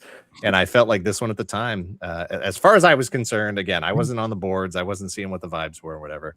I saw it and was like, yeah, that's awesome, that's perfect, you guys nailed it, awesome. Let's bring this into the next generation. Yeah, I think most of the frustration on the boards and such was, how do we not lose this? You know? Yes. That when the fans went after something, it was because it felt like, is this a risk of endangering the success and the survival of the entire, not just this line, but the property at large? And it's now, looking at it with distance, the risk is gone. Yeah. Even if He-Man's never going to be the biggest thing in the world ever again, it has successfully not totally disappeared. Yeah. Ever since. I mean, even we say like, oh, and then the line died, but it's like Staction kept it the ball afloat for a couple years, and then Classics at least got announced in 2008. Yes. Yeah. So it feels like there was a huge gulf there, but not really. No. Like, and it's in retrospect, you look back on it, and yeah, it never really, after 2000X, it really didn't go away. No, it stayed in some way or another. Yes, exactly. But Classics went for a long time, and then not too much longer after Classics was done, you had Origins and Masterverse and this. And there's the Super 7 run in between, which is sort of what I wish had happened with Staction. That NECA had just gotten to do that. Yes. And the difference is, in 2004, I think that felt unfathomable. And in 2014 or 16 or whatever year it was, it felt like, why not? Yeah. But then from the time that Mattel's taken it back, whatever that was, 2019 or 2020, it's felt very consistent, beyond consistent. Yeah, exactly. And movies and TV shows and all sorts of things. And who knows whether this movie is gonna endear itself to new generations or keep things going, or just weird how IP works now anyway. You can never let it die. But I do think there is that carryover in the anxieties that we had then, because just things did go away, and MOTU did go away for a while. Star Wars should, I think. But I mean, but there is that element of just like, are we kind of sick of Star Wars because it hasn't gone away in like 20 something years? There's just this element of just like, I think so. And even just, so much of the framing of Mandalorian and Grogu was like, there's a lot of pressure. There hasn't been a Star Wars movie in 7 years. And I'm like, 7 years isn't that long. And also there were 8,000 episodes of television in between. Exactly. Yeah. It would maybe have helped if Star Wars had disappeared a little bit more. Exactly. Like if it was Didn't truly disappear not enough. around. Yeah. Exactly. Yeah. Then we wouldn't have gotten on Andor, which is the greatest thing in the history of the world. But Incredible. Yes. It would have maybe. But again, my kids liked Mandalorian Grogu, and I had to find time. So then maybe Fantastic. Good. But anywho, Griffin, any final thoughts from you? No, it's just it was a big line for me. It gave me something that I could actively be part of with MOTU, rather than just being someone like an archaeologist looking back at a childhood I missed by 5 years. So I really appreciated my that. MOTU. Yeah, and it was such a big line for me to actively collect. And then, as I said, I sort of balked at the prices of Staction and Classics, but looped back around to Classics later. And then when I got the opportunity to play Orko, which was wild, it really did open the floodgates. That, combined with my hiring being just mere months before the lockdown started, my collection has certainly grown out of control. What's funny how like the MOTU is such a, it's also connected to the pandemic because it was one of those lines during the Origins, and like it really popped. Because I know so many people that got into MOTU and collecting MOTU during the pandemic. I had been trying to fill those Classics gaps at a point where the prices had gone way down. And then I was kind of methodically, slowly going, who's still on my checklist. And I mean, by May 2020, the prices had just gone through the roof. And part of that also was, I think, new stuff was getting announced, new lines and the new shows and all that sort of stuff. But I did see suddenly, even just as I was trying to now collect specific Orko stuff, and especially like non-figure stuff, I just watched the prices, the wall plaque go insane. Go from being I'm waiting to find one for under $50 to being like, I would pull the trigger for under 100 to how do I get one for under 200 in the span of less than a year.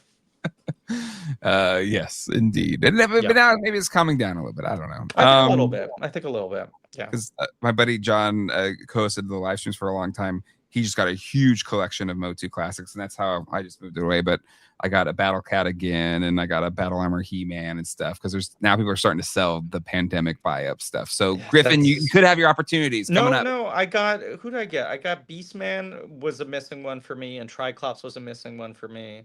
And I got both of those very recently for reasonably good prices. Yeah. It's time again. It's time. All right, well, that is gonna do it for this episode. Griffin, thank you so much for coming on. This was thank you. Thank you for having me. I gotta be honest though, like I was trying to build the schedule. There's also another movie coming out soon this week, and the last time you were on, we kind of threatened doing a Toy Story series. I was like, Toy Stories. I know if I did it, Dan would be so miserable for all of the episodes that we did. But like, I don't know. I gotta do Toy Story at some point. Yeah, it's a tough one to do too, because you're like, well, is the action figure line the definitive line, or is it talking more about the things that are kind of like movie accurate scale? And for each movie, there's been more or less representation for that sort of stuff. I've seen, how soon is this episode going out? Tomorrow. So I've seen 5, which will be out in theaters imminently, and I think it's for Thursday. Awesome. Really, really loved it. I don't sound enthusiastic when I'm saying that, but only because I'm tired. But it's excellent. Yeah, and I am feeling the gap of a Thinkway style line. Yes. With some of these new characters that have not been able, I've been struggling to find, like here I got Snappy, who's the camera, where this is a functional digital camera. Yeah. But if you see, it's like the lens is an illusion. There's not actually. Yeah. And it should extend out, and it's not the right size. It's got the right functionality. Everything's a little bit not quite. So through 4, I've been able to get like equivalent real world versions. Yes. And I saw at Walmart there, they had a LilyPad iPad case. I was like, is this going to be the best? Did you get it? Yeah, I have it here somewhere. Oh, best? Yeah. And do I just get like an old iPad and stick it in there? And then that's like my... Okay, so you got it. All right. Yeah. This is the best one. I also appreciated that it comes with a QR code to get the wallpaper and the screensaver. Okay. So that your iPad looks like it. But this is just right now the cardboard backdrop. Okay. This is pretty good, I will say. But even like, you know, having bought the merch first because I was so worried about things with limited runs or selling out, then I'm watching the movie in theaters, and the whole time I'm going like, the one I have is missing that feature. That angle is a little bit off. That's a cheat. Smarty Pants, who's like far and away the best new character. Yes. I got the electronic one, but then you see That's the the one I've movie and you're like, seen. it's really undersized. And then the That's why Mattel it looks one, too small. the Mattel one seems to be the better size, but that one hasn't officially gone up yet. So it's a difficult time. It's a difficult time. Yeah, I'm I struggling. got the new Buzz, but I Oh, haven't sure. done it yet. It's not as good though. It's kind of creepy. Yeah. What I want is a new version in that scale of the high-tech Buzz. Exactly. Yeah, That's what we need. And I feel like even the like 7-inch figures they've done to the high-tech Buzz are missing so many paint apps that they don't even, the distinction is not clear enough. Yeah. It's a whole other episode. Exactly. You and I will do it, and Dan can take We'll a break do it. for 1 week or something. Yeah, whenever Dan needs a vacation, we can That's go fine. off. That's fine. Yeah. All right. Well, that's going to wrap up Masters of the Universe. Again, thank you, Griffin, so much for coming on. My pleasure. Next week, we'll actually be starting Superpowers as we get ready for Supergirl.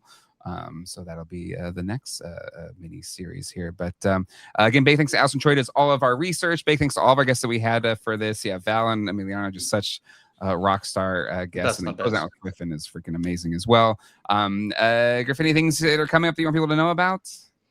Well, on Blank Check, my podcast about movies and film directors, we're starting up Andrew Stanton in honor of Toy Story 5.